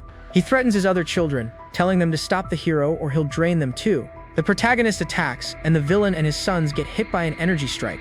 Amidst the dust, the hero and his undead surround the traitor and his family. A huge golden energy explosion happens in the middle of the intense battle. The villain screams in pain as he gets hit squarely by the protagonist's powerful attack. A series of explosions follow, destroying everything around them. Panting and tired, the traitor wonders where the hero went in the confusion. Our hero appears and says the villain's insides don't match his old appearance. He then summons the traitor's sons as undead for a family reunion. The villain despairs seeing his own children turned into the hero's servants. With a smile, our hero charges with a powerful blow toward the enemy. The protagonist asks if he still thinks he can run away from the current situation. Defeated, the traitor thinks about his companions and how it all ended like this. He remembers his master and how things could have been different. The villain thinks about his children and how he led them to their own ruin. The protagonist says he could have had all of this if he hadn't chosen betrayal. With a dark look, he stares at the defeated enemy on the ground, hopeless. Our hero says that now all he has is the hatred of everyone around him. The scene cuts back to 60 years ago in a shop full of magic items. The master says his disciples changed classes and reached S rank successfully. He forged a mythic-grade weapon with rare materials he saved for years. With a smile, he hands the weapon to Lan Chan, saying it's the best for his level. The greatsword matches his fighting style and he wields it easily. The master hands an axe and shield to Yi Yi, saying they fit his new class. He believes that with his combat talent, Yi Yi will master the weapons quickly. The boy comments that the master has a lot of money, and Lan Chan gives him a weird look. The traitor asks the master why he never changed his weapon if it isn't outdated. The master says his sword is different and will never need replacing. The screen darkens, and he adds that the weapon is irreplaceable and unique. The legendary sword called Floating Cloud Sword glows with a golden aura. It was the result of years gathering treasures in secret realms and raiding dungeons. He forged it in an ancient furnace, and back then it was just in its embryonic form. As unique grade gear, it has its own special enhancement method. The sword can change shape infinitely, transforming into any desired weapon. Synchronization with the user is the condition for it to fully form. After countless battles, it now moves like the master's heart. Lan Chan is impressed by the weapon and the power radiating from it. The master asks if he wants to try it, and the kid accepts immediately. He holds the sword with both hands, feeling the power flow through it. In another scene, the king says they need to make it look like Yun Che started a rebellion.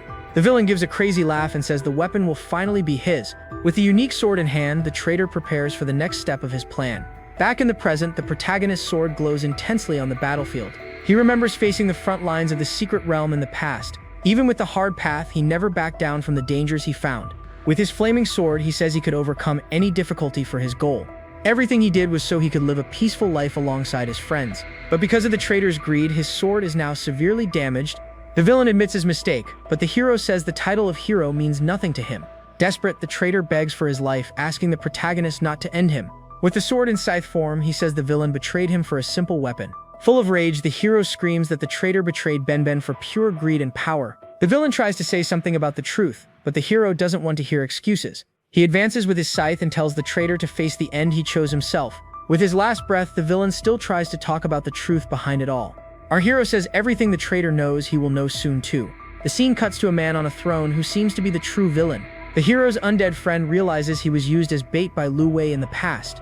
With a determined look, the protagonist says his journey of revenge has only just begun. For this, he promises to get stronger no matter the cost. Due to secret realm restrictions, regular people only reach level 30. Even the most talented who join official organizations only reach level 60. This happens because level 60 is a huge threshold where class transfer happens. When certain conditions are met, a person's class can evolve even further. Only those who complete the class transfer can go beyond level 60. Our hero knows that to change class, you need a transfer certificate. The class transfer certificate is an extremely rare and coveted item. Even in his past life, when realms were open, 1 in 10,000 got the item, but in this life, the item is controlled by the government, and access is way stricter. In the hero's family, only Lan Chan himself has a transfer certificate. After all, the difference before and after the transfer is like heaven and earth. The protagonist reflects that without the mirror world, he never would have defeated Lan Chan. He then wonders how powerful he would get if he did the class transfer. The system starts activating the protagonist's class transfer certificate. With a determined look, he asks himself how strong he can really become. The system scans his stats and confirms the prerequisites have been met. The available classes are Battle Dancer, Bard, and Forest Musician. But the protagonist already knows which class to pick. He decided a long time ago. Among the rare enchantment classes, it's the only one with offensive skills. So he chooses the Battle Dancer class for his transfer. The system asks if he wants to revert the Battle Dancer class with the mirror world. He's surprised by the possibility of reversing his own class with his ability. From the 8 basic professions, multiple advanced professions can be developed. Different advanced professions have their own specialties and unique skills. But there are many hidden advanced professions with higher requirements and more power. To advance to Battle Dancer, you need speed over 55 and spirit over 65. The advancement requirement is the Slaughter Blood Core, an extremely rare and powerful item. The item is a blood crystal that needs to be filled with the energy of massive takedowns. The Peace Dancer profession went through a reverse upgrade in the mirror world. The new class is Peace Dancer, and the advancement requirement is 5 life cradles. Our hero thinks the requirement is a bit overkill and wonders how this works. He believes the reverse requirement must be on the same level as the blood core. Each life cradle is an item crazily coveted by elite professionals. With such high requirements, the profession must be absurdly strong after advancement. He thought the mirror world updates would be slow, but he was wrong. After level 3, the mirror world contains replicas of secret realm lords. Also, the souls seem more numerous than what he initially saw in the place. With level 2 of his ability, he can reverse even class advancements. Our hero exits the mirror world and runs into a giant furious monster. But for now, his priority is the advancement that rapidly boosts his power. 2 giant monsters fire energy beams at each other in a battle. The system announces he defeated the Lord and cleared the secret realm successfully. The system shows the protagonist's stats, who is now at level 50. With the Lord's defeat, the secret realm starts to dissipate into purple energy. The guards outside freak out at the sudden disappearance of the place. They wonder how the hero's secret realm vanished and what happened inside. One of the leaders orders everyone to enter and investigate what happened to the family. But upon entering, they find Ding Jian's body and wonder if he was eliminated. The news spreads, and various newspapers and flyers are distributed around the city. A man reads the news saying the hero's family suffered a massacre with no suspects. Other people are shocked to learn the hero was actually eliminated. An official shows the only captured photo of the criminal and orders his immediate capture. The Supreme King Luo Wei discovers that Little Lan Chan was the one who caused all this. He wonders what his men found after investigating the crime scene. In the hero's old secret realm, none of the officials guarding the place know what happened. One of the king's subordinates checked the entry and exit logs of the location.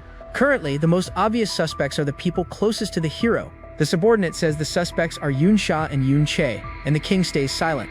With a smile, the man says the name Yun Che brings back nostalgia and asks to handle the case. Outside, people comment on the incident in the hero's secret realm. One guy says the news is in all the papers and wonders who attacked the hero. People are shocked and call the incident a national disgrace for the army. The blonde girl gets thoughtful and remembers the protagonist eliminated Ding Kun directly. She feels like an accomplice for helping him enter the secret realm and gets worried. The girl wonders if she should report him but fears never seeing him again if she does. But suddenly, she sees the protagonist walking down the street and is surprised by the encounter. The blonde is stunned seeing the hero right in front of her after everything. Our hero just stares at her silently and continues on his way without saying a word. He remembers the life cradle item and that he never heard of it before. Life cradles are super precious and probably only high-level people have them. Speaking of high-level people, he remembers the blonde girl he met on the street. He knows the girl is obviously very noble and wonders what her true identity is. He then discovers that Yun Sha is actually Luo Sha, the granddaughter of Supreme King Luo Wei. With that, the protagonist is shocked by the unexpected revelation about the girl. He turns to her and comments in surprise that she is Luo Wei's granddaughter.